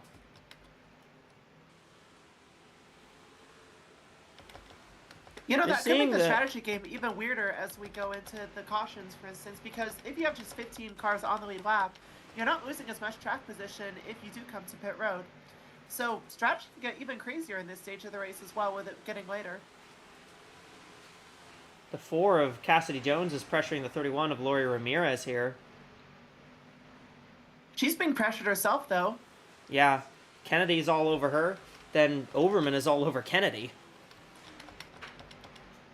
Buchanan fighting with Smith.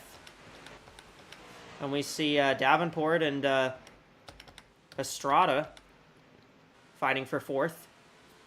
How about this run by Madison Estrada? She's not had a very good luck pretty much all season. She's run fast, but she just hasn't been able to finish it out.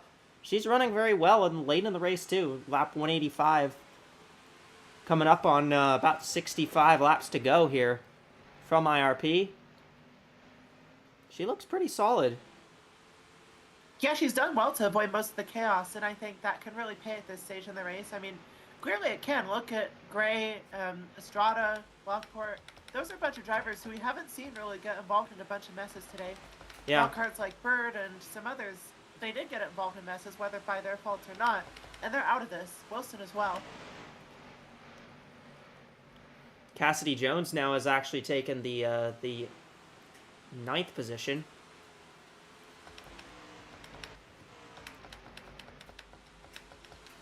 Lockport's looking into the inside. Then we see Davenport making the pass on Estrada for the 4th position. And the 96 has actually caught these top 2. Lynn Oswell now up here to 3rd spot, and she has actually reeled in both the 65 and the 77. It's a 3-way battle between these two. Or between these 3. I don't know how it could be a 3-way battle between 2 people. Oh, the 22's pitting. Not sure what's up there. Oh, spinner, caution. Well, the caution's out. So.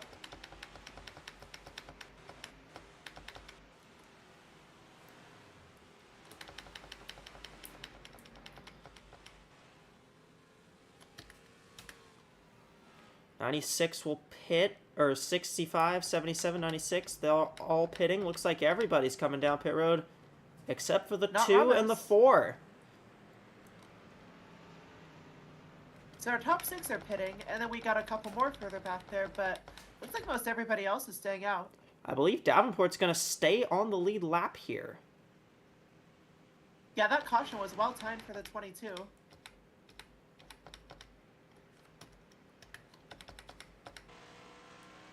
She got very lucky that the caution came out when it did. Absolutely, that could have been so much worse. That's not the first time we've said that tonight about a car in this situation. Yeah. Said that about Oberman as well, who is, I believe, in 4th right now. She's in 3rd, actually. Keep in mind the 65 is... Yeah, Gray did pit. Gray pitted. 96 jumps to 77 on pit road. 04 and 38 come in. So the 2 car of Rachel Ramos will be the leader. The 10 car of McCarran will get the wave around now.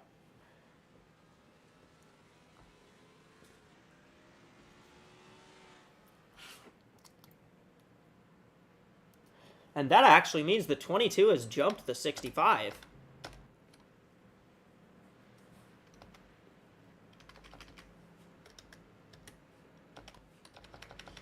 Did I already wave the free pass car around?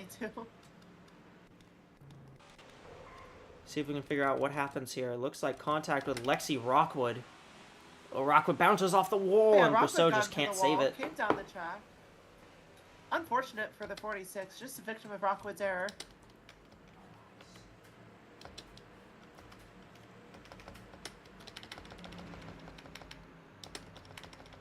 Who was the first car off the lead lap? More wave rounds, if I'm not mistaken. I just want to check who the first car off the lead lap was when the caution came out, but I believe it was the 04. It's like it.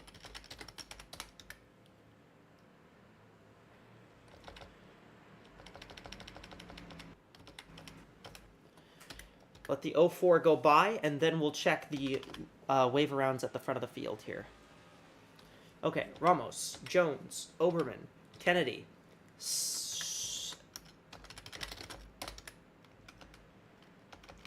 Azelhart, Yoko,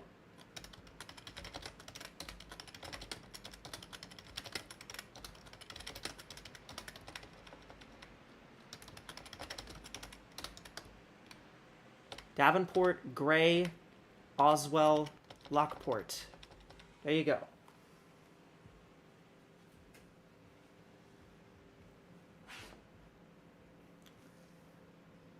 So that is your top 6 who stayed out. Of course, the 22 Davenport getting that good break with the caution coming out when it did. Gray was the first stop pit road among the leaders who did pit. And we have a few new faces out front for this restart, don't we? New, I guess. New-ish. Ramos is out front. Cassidy Jones is second. Cassidy Jones got taken out from the lead, and the car that did that to her is back in 5th now. So we very well could see the 4 and the 16 at the front again.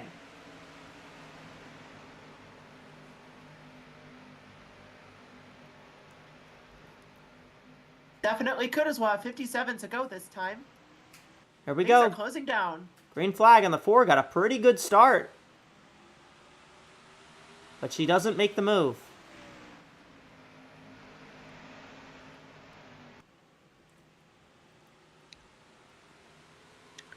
Not quite there in 3 either. Top 6 cars. Gonna make a move though. Top 6 cars stayed out. Davenport is the first car on fresh tires.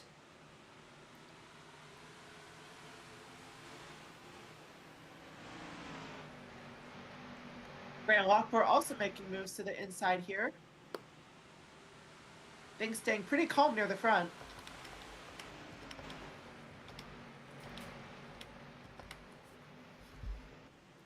Overman looking underneath Jones. Looks like that 93 might try to make the move.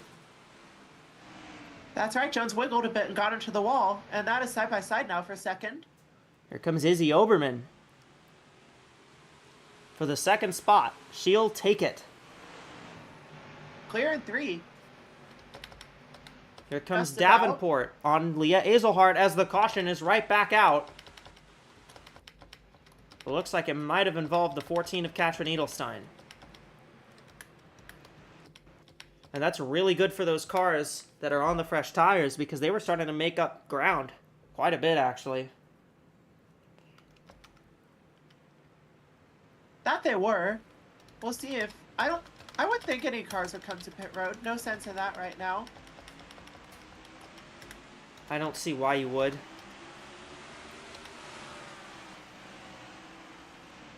Seven of Munoz will be the free pass car. I think it might have been the 14 of the 5. Looks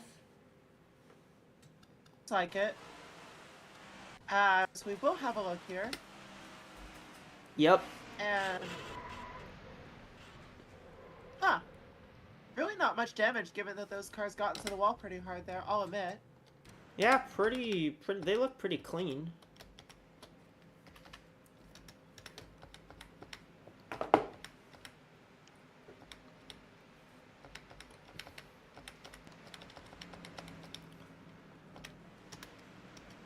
'51 should be the only car that gets waved around here.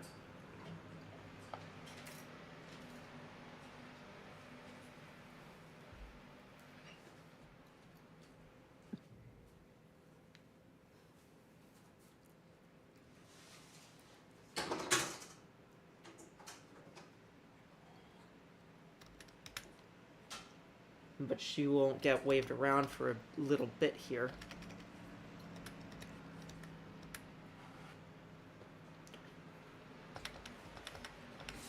So, we got a bit of an interesting... You got a bit of an interesting scope here. Those cars with fresh tires have climbed up the order a bit. Davenport's climbed up to the 6th spot.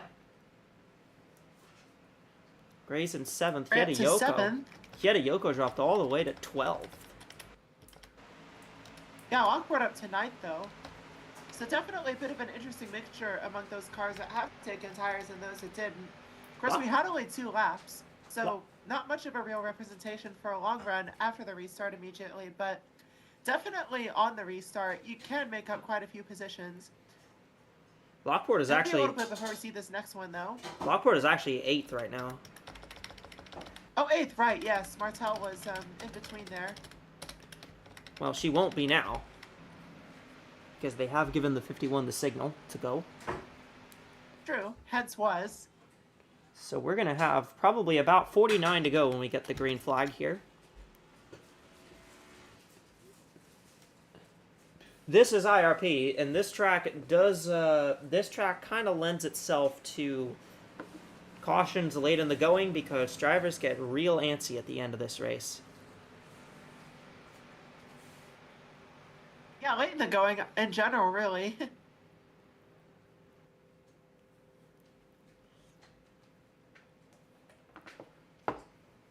Pace car's going to come up here, and yep, lights we'll are going to shut go the out. lights off. We'll get a restart here with 49 to go. It'll be 49 to go when we go back green. Rachel Ramos, Izzy Oberman, Jackie Kennedy, Cassidy Jones, Leah Azelhart, the top 5, but they are all on older tires. Naomi Davenport, Latanya Gray, Rose Lockport, Lynn Oswell, and Madison Estrada, all on new, fresh tires from just 1 caution ago that are only about 5 or 6 laps old.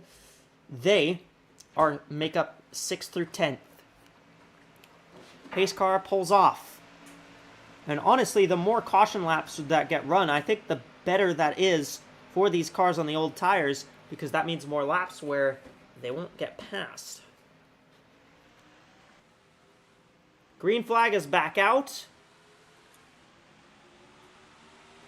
Oberman held with Ramos a fair bit. Now. Davenport already diving down on the 16 for 5th. Gray there as well. That is decisive and bold from Davenport on the start.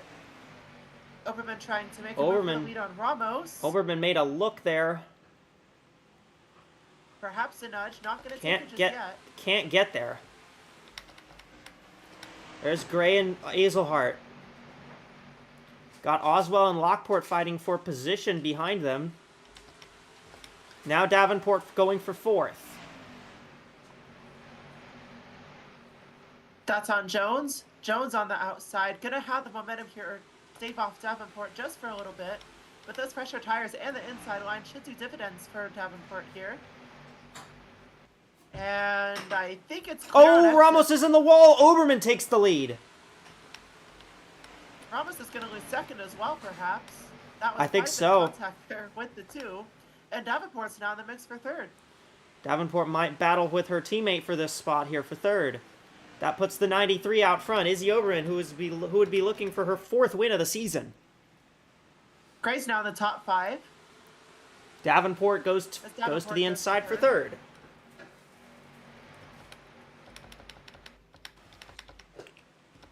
Tires inside, momentum outside. Gonna draw even on the straightaway. Into the corner, though. That is where Davenport got that advantage last time, and it'll play true again here. She'll get by.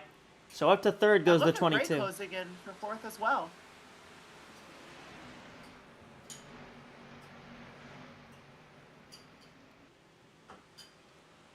Overman's starting to pull a bit of a gap. Ramos just ticks the wall. Here comes Latanya for fourth. Yeah, Ramos in the wall again. Certainly a bit nervous on this restart, and Gray is easily going to take that spot. Oswald now in the mix to enter the top 5. Gonna, I think, make a dive now. Not quite. And now here comes Davenport. Tries to get second. Can't do it. Dive not going to happen. Kennedy's defending.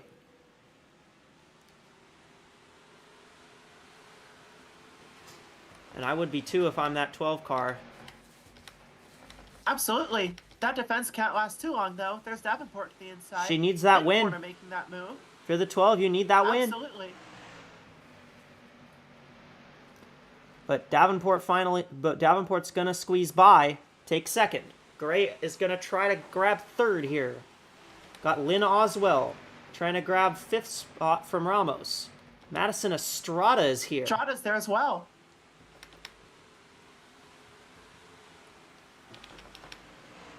Getting all over the place. Now it's a second between Oberman and Davenport. Sure, looks like that gap is closing. Gray's there as well, trying to make some ground in. It looks like the 22 and 65 could be our leaders before long if they can get by Oberman here. Drifting very wide on exit, but just missing the wall for Gray. Gained about a tenth of a second there, Davenport did. Actually, about a tenth and a half more so. But now we're seeing... and we'll see how much more there is. There's Morales making the move on Jones. Ooh, Oberman and Gray both in the wall. And Davenport's put it down to 4/10.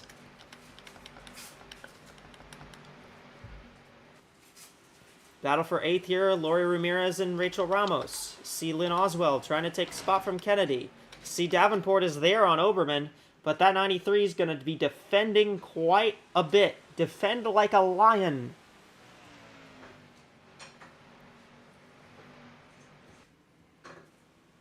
That line might be looking a bit more like a cup before too long if Davenport can make a move. Gonna make a move to the inside.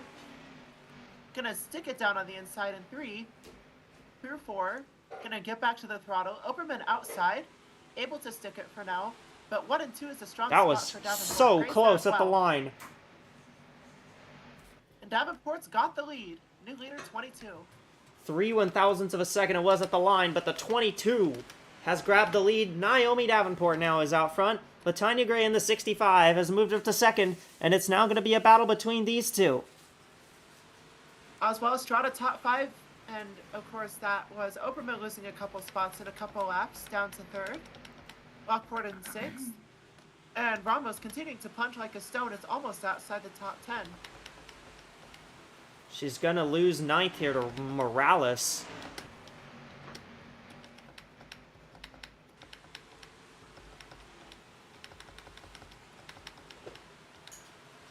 Now the next car on fresh tires isn't until the 15 of Isabella Smith, who's pretty well back. So Ramos will probably hold 10th for at least a decent bit. We have 35 to go, 34th the line. How much are you willing to bet that we get multiple cautions to end this race? Because you mentioned that this is a track that's very much prone to cautions, especially late in the running. So do you think that'll hold true here? I think it very well could.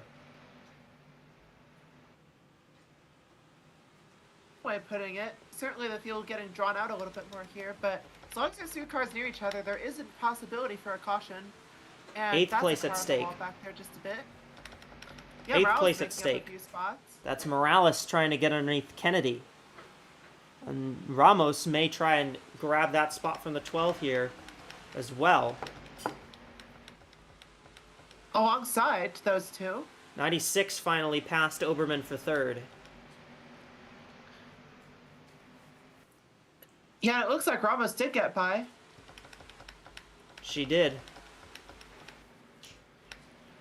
How much can Latanya get into Davenport's lead here?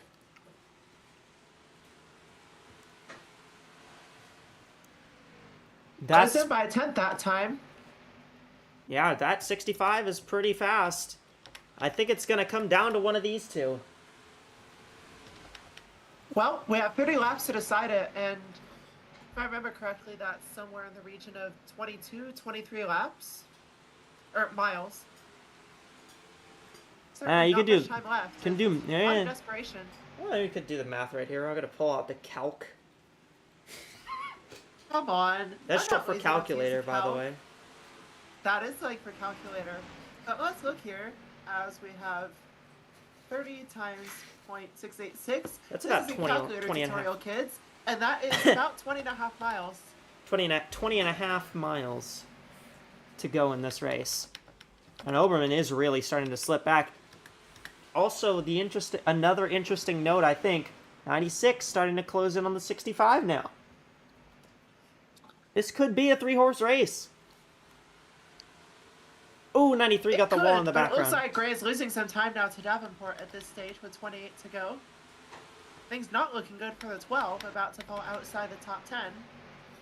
Well, where's 11th place? There's 11th place right there, actually. Naomi Davenport won at Kentucky. LaTanya Gray won in Aguascalientes. Lynn Oswell has yet to win. Madison Estrada yet to win. Rose Lockport yet to win. Lori Ramirez yet to win. Those are the 6 cars who could have a shot at the win here at Indianapolis Raceway Park.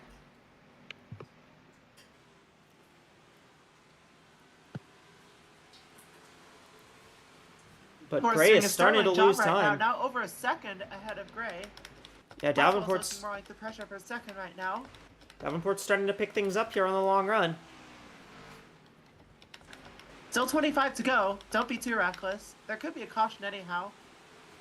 Things are looking mostly orderly through this part of the field, though. Quite a few battles, but not many wrecks as far as just this restart goes. Not many hairy moments. 15 has gotten up into 10th. Isabella Smith. You see Abby Buchanan making a move for 11th. Reina Munoz, who's gotten the free pass a bunch of times today. She's actually up into 13th, and she may end up taking 12th here. 19 cars right now on the lead lap. And here comes Oswell. Tell you what, that battle for second is red hot. Oswell's right there. They're about a second and a quarter behind Davenport right now. And question is when Oswell will make the move, not if. If they keep battling each other, though, Oswell keeps letting Gray hold her up. That's going to hurt both of them time-wise. Oh, well, never mind the Davenport wants to see 22. this, but she doesn't want to get in the wall. Well, she just did. Still has something of a gap.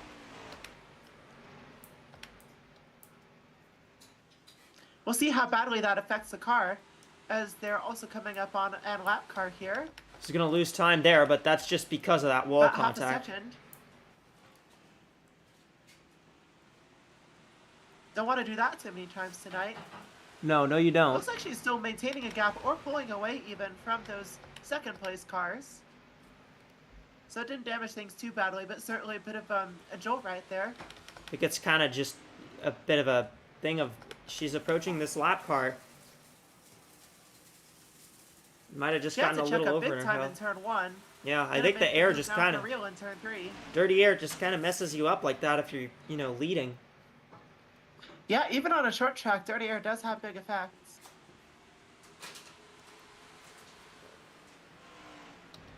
And yeah, Gray gained a lot that time, but the 22 was passing a car while she was gaining. As here comes the 96 to the inside. Oswell. Yeah, Oswell's smart to use that lap car as a pick. Using the lap car. Tell you what, Estrada's in the picture too. And Gray is getting shuffled way outside. She may lose all of these spots. Yeah, pretty much getting slimed there as now Oswell is in second. Oswell was catching up to Gray quite a bit earlier, not able to pass until just a moment ago.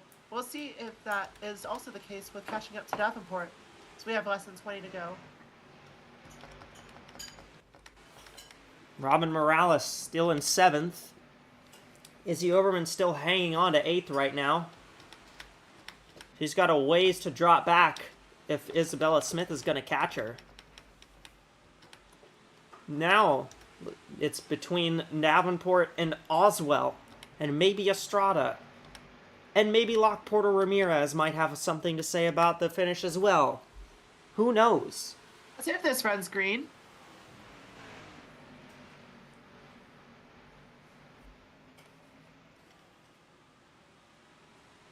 And they're starting to gain just a little bit. Oswald's closing up.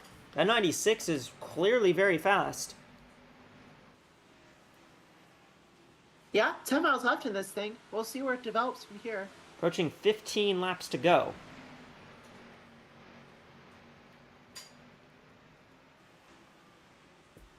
They're going to catch, I think, a little bit more lap traffic here. But I'm surprised. Pretty consistent between Oswald and Davenport. We've actually been green since about lap 200. Yeah, I was about to say this has been, I think, our longest green flag run. I was about to say we've been green since our last restart, but yeah, no kidding. That one's pretty. That one's just obvious. Well, I'd hope so. How about Tomble Vaudet? Sitting in 12th right now. She got the free pass a couple cautions ago, and she's actually managed to get back up into 12th. She may, if the top 10 spot comes at play, she could be in the mix for it. Here comes Oswald though. She's closing. I'll say she was down to 2/3 of a second this last time by. Give me about half a second here.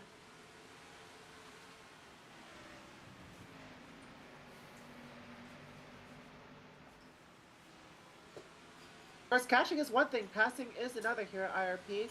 We've seen that with Oswald, we've seen that all tonight. We've seen it end with cars upside down and in the wall. Who knows what can happen in these last dozen laps.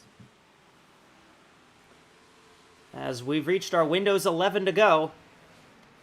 Naomi Davenport, Lynn Oswald, Madison Estrada, Rose Lockport, Lori Ramirez, LaTanya Gray, Robin Morales, Izzy Oberman, Isabella Smith, Abby Buchanan, Reina Munoz, the top 11. As we reach this critical stage of the race here at IRP. Top 5 are under a blanket, but it's Davenport peeking out right now. As we have the 2nd, 3rd, and 4th line astern. 5th is just hanging on there. And it looks like Gray's getting back in the picture after being shuffled out. Gray's kind of slipped back, but she's kind of closing back in here. Oh, Oswald's in the wall! Oh, that's big contact for Oswald. Jeez. Massive contact. And that could very well grant Davenport the win. If these cars can't get by. Oswald still holds second, but they've got lap cars in front of them. Oh, these lap cars are getting really hairy in front. This may be where Davenport has to earn it, getting through these lap cars. Lockport has taken 3rd away from Estrada.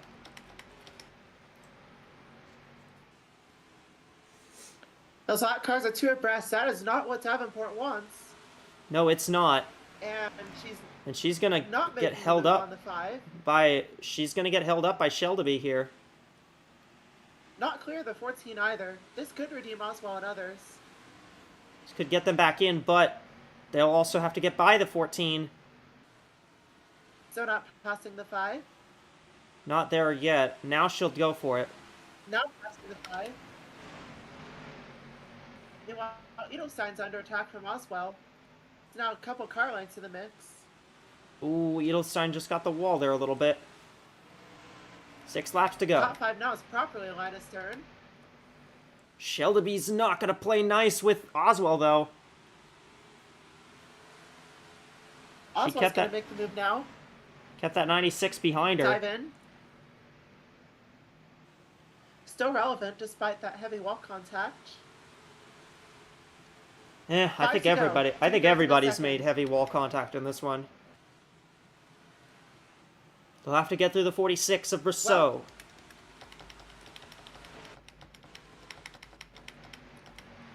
and we are also reaching the point where if a caution comes out, that would just be the end of the race. This is true. Another lap car here for Davenport to deal with. Maybe one last chance for the 96 to close in and seal this win. Davenport now making the move. looking to the Here, this inside, lap car, you but might have the race under control. she Not really very, slowed though. up. She really slowed up in the Jacking middle a of the bit. corner. Oswell is Here there. comes Oswell. 96 is Oswell here. not making the move yet. 3 to go. They have to deal with the lap car, but they're both going to pass it at the same time. Oswell going to try and make a move here, maybe. Definitely soon. Here comes They're the coming to 2 to go. 77. 2 laps to go. Miles and change left. Everything's up for stake here. Oswell is there. 96 is there. Oswell is there, not looking. Yeah, gonna save it for the final lap, I think. Probably. Gonna try to back it up in the corner. Gonna try to get it on exit. Oh, white flag. White flag. It's gonna be down to turn 3, I think. Lockport is there. Oswell is just on the inside, maybe. She's getting Down to decent 3. runs, but I don't think she can get anything. She can't get enough of a run. Maybe one last Checkered chance. flag. Clear, though. Naomi Davenport wins at the Indianapolis Raceway Park. Her second win of the season. And it will keep the points in spots at 2.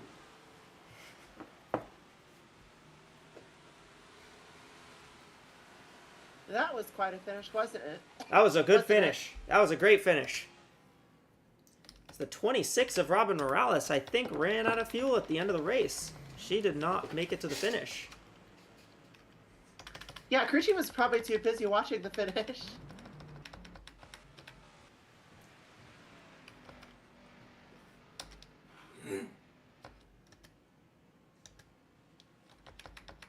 Oh, wow, that was a great finish. What a job by Naomi Davenport. That's her second win of the season.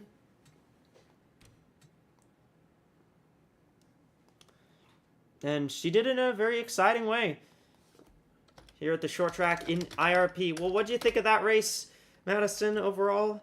What were your thoughts, and how do you think these drivers are going to be handling the next 4 races?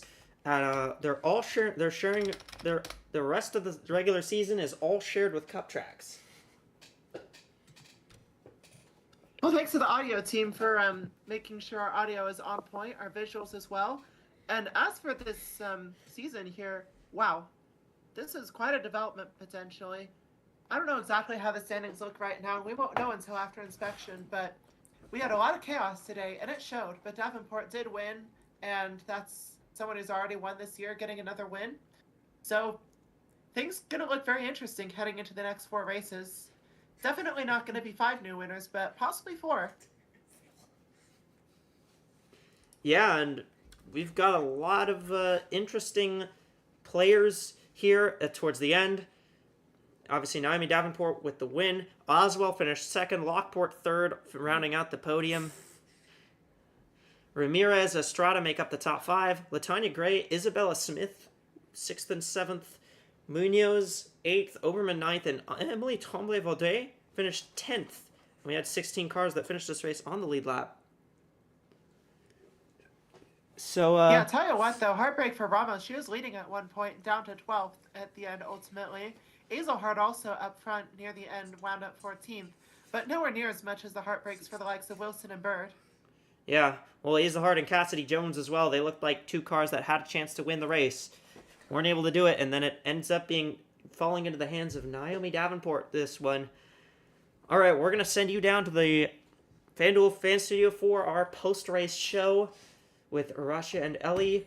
What do you two got for us down there, and what did you think of that? What did you all think of that race? Well, a thrilling finish at the end of that race there. At the end of the race here at Indianapolis Raceway Park. And yeah, what a way for Naomi Davenport to win that right there. Had to really hold off everyone to get to the end in the lead there. I mean, we saw the lap cars holding the 22 up.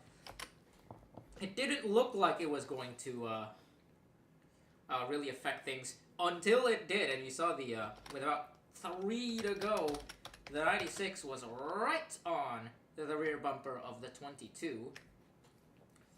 And from there on, it was just a one-on-one battle for the last few laps or so between the 96 and the 22.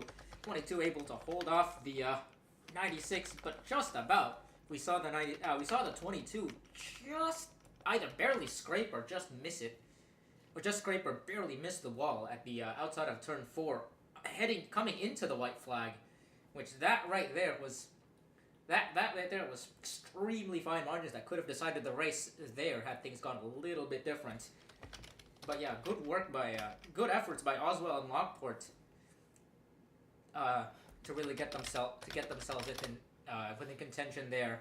And then you see the rest of the top 10. Ramirez, I think, as well with another good run. Estrada rounding up the top 5. Good run for the 88. That's pretty rare to see from that team. 65 and 15 pair of Dark Horse Racing cars bringing it to the top 10. Reina Munoz, Izzy Oberman, of course, and yeah, as Echo mentioned, a good run for the 04 of Tremblay-Vaudreuil. Looking at the rest of the top 10, Abby Buchanan, 59, finished 11th. Let's look at where our points leaders were. The 95 and 55, I don't think... 95 finished and the 55 didn't. That's basically the differentiator, I think, right there. Actually, no, the 55 did finish, but finished a lap behind the 95. Both of them were 2 and 3 laps down, and right down there. And yeah, I think 28 to 30 cars finished that race, I want to say. So, Ellie, what did you think of that race? I do think the second half of the race was fair bit cleaner than the first half. I thought that was a great race, especially the later half. About right when we started doing our midway report, that's when things started to actually just get a bit cleaner and get a bit more exciting to watch, for sure. I really enjoyed what we saw, and I mean, I guess I could say this as somebody who has really enjoyed Davenport's racing. When I called for LaTonya Gray, about like 5 to 10 seconds after I called her, I was like, wait, I'm seeing Davenport right now. She's making up ground. She went from 9th to like 7th to 6th in a lap. I was like, okay, maybe I should have picked her. Up the field pretty quickly. Yes. Yeah, and I was like, this reminded me of how she was racing in Kentucky in the middle of the season. I was like, I think I should have picked her. She was, and I ended up. Yeah, I should have picked her. She ended up doing really good. I got a little hairy once that lap traffic came through, and she kind of got stuck and hit the wall. But on those corner exits, when the 96 was running to her, she looked just a little bit better on those corner exits, and I think that's what ended up giving her the win. It was those corner exits. She was just a bit more solid just on. Just able to stretch it to the very limit there. You wanna run fairly wide on the exited corners, obviously, to maximize the radius of the curve, but you don't want to hit the wall. And we saw there at the very end, she was really dancing with the wall at the very end, right there, dancing with the margins. But that's the kind of thing you need to do, especially when you're being hounded down by, I think there's about at least 3 cars at the end there. Yeah. To really to grab the win. There's 3 cars in contention. Yeah. Yeah. Second win of the season for Naomi Davenport. Lockport ran really well. Yeah, Lockport ran. I was gonna mention that pretty much everyone from that kind of how do I say this? That group of cars that at the same time as the 22 was making up, were also making up ground. That being the 96 and the 88 also finished really well in this race, and the 31 actually, I should say. All of those ended up in the top 5 as well, and they were I think on the same strategy as Davenport. So I think that was clearly the right way to go. At least from a at least from a balance standpoint, you really saw them show up at the end there. And those were all the cars that were chasing down the 22, alongside the 77 of Rose Lockport, who managed to hang on for a top 5 as well. Really, it looks like that top 6 kind of stayed the same from that mid. At least the top cars from the cars that pitted in the mid-race report. Yeah. and the top two who stayed out, those were the cars that seemed to have the difference compared to everyone else, I think. Yeah. those cars that were in about the top 6 were definitely the best running, I would say. Maybe not the entire race, but as soon as we got past or around the middle of the race, that's when they just started really showing, showing their strength this race. Yeah, looking at the points, I believe the gap between the 62 and 64 is going to close quite a bit, although the 64 is probably going to have that gap closed in by the 12 even more. I would assume, neither the 62 or 64 finished, and the 12 did, which is crucial for that race. The number of cars pointing their way in stays at 2, but the crucial thing is the 8s lost a lot of, has lost a lot of ground in the regular season championship battle, as if that isn't only 36 points out, which I should mention is still less than a race. So looking at our playoffs now, Schultz and Moriyama are still in, but Moriyama's only in by 4 points over the 12 of Jackie Kennedy. Abby Buchanan made up quite a bit of ground, 37 points out. And those are pretty much the most relevant cars right now in, unless, I'd say, Karina Willis-Callaway can get some really good runs at the end, although at that point I feel like she would end up winning one of those races anyways from 59 points out. I think that race really did shake things up from a point standpoint, especially with regards to our playoff contenders, so that's going to be something to look out for the next few races. Yeah, from a points perspective, this just tightens things up and makes it even harder for everybody. I remember when Schultz was high in the points. I remember when Aya was high in the points. Now Schultz is getting close down to the wire, and it might have to perform really well or win in a race, maybe 2 races, to even be in playoff contention now. It's really only looking like Buchanan, Kennedy, Moriyama, and Schultz are the only real big contenders for getting into the playoffs right now, other than Karina Willis-Callaway. But yeah, top 11 within 50 points. So things in the points front are extremely tight right now. And then that's where things start tapering off a little bit. Those gaps, from 11th place on, it's another 30-something points to 13th place to 59 by Buchanan. And if you go 50 points out from 11th place, you're pretty much at 14th place already, so that's where the distribution really starts ramping up. But in that top 11 or so, that is an extremely tight battle. Anything can change there, and crucially, that is what we're looking at in terms of our points, our playoff bubble points-wise. So, assuming we don't get new winners, which maybe we could still get. Maybe we are starting to knock off some. We are starting to get some repeat winners more often than not now. Yeah. And I think if we're looking, in the last 3 races, 2 repeat winners, and if you look to our the race before that, which was New Hampshire, the winner was the 95, who was already well up in points. So that didn't really change the cutoff line a little bit, in any way. So still plenty of cars to make things. To shake things up, but definitely starting to see narratives really shaping up now, especially with some of these cars that have momentum heading into the playoffs. And that's something we'll talk a lot more about in the next few races, given that that's where things are going to be decided on the championship front. Yeah, and it's to a point where it's getting hard to say if some of these drivers could get a win. I'm sure they could, but you did have a chance this race to get a win, and then Naomi Davenport ended up winning again. Now she has 2 wins on her record, so I'm not really sure if we are going to get a driver, a new winner. That's a new winner. We could, but if we don't, that's going to make it even tighter when it comes down to points. Yeah. That's going to make it really, really competitive. Yeah. It already is. But yeah, to be fair, we had plenty of cars without a win. Get very close to winning there, and that seems to be the case. Looking at the rest of the Continental schedule, Iowa, Richmond, Darlington, and Pensacola, 2 short tracks coming up. Although I feel like those are 2 more, I'd say 2 short tracks on the bigger end, I should say. Iowa and Richmond being both over 3/4 of a mile long. Darlington being the slightly over one. It's the racetrack in between Mile Oval and intermediate, or should I say cookie cutter intermediate egg-shaped thing that exists It's peak. It is absolutely peak in my opinion. Yes, very good racetrack. And then the absolute lottery, pretty much, that will be Pensacola. That race is going to that race as the as the regular season finale is going to be a real thrill ride, I think. Looking forward now to the Cup Series. Of course, tomorrow is the Brickyard 400 as the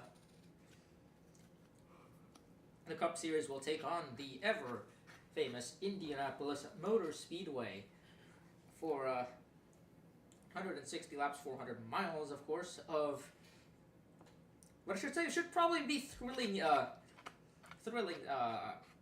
big track action. Seeing the some of the practice that we had at that racetrack over there, it's shaping up to be actually quite a fun race in terms of a action standpoint. I think we'll see plenty of that in tomorrow's race. Looking forward, of course, to the crowd there. IMS always has big crowds, even for the Brickyard 400, at least relative to other racetracks in the AWSCO or stock car racing schedules. And that's gonna be something. That's gonna be obviously how do I say this? Different to some of the action that we've seen in the Cup Series as of late. All right, with that, I think it's a good time to hand things over to the booth again, where AWSCO will close out the broadcast for everyone here. And on behalf of Ellie, I've been Rasha, and thank you for joining us here in the studio for coverage of the Kroger 250 here at Indianapolis. Yeah, and a very fun race here from the Indianapolis Raceway Park. Naomi Davenport takes home her second win of the season. And for those drivers who are trying to stay in the playoff race, that's a really welcome sight, but it's not a welcome sight for pretty much anyone else. And tomorrow we'll be back for the first event of the AWSCO Windows Cup Series in-season tournament. The bracket is on at Indianapolis Motor Speedway for the Brickyard 400, one of the most famous racetracks in the entire world. That's going to be a very fun event. On behalf of Madison, Ellie, and Narasha, I'm Echo. Thank you so much for joining us tonight. I will see you all next time. See ya!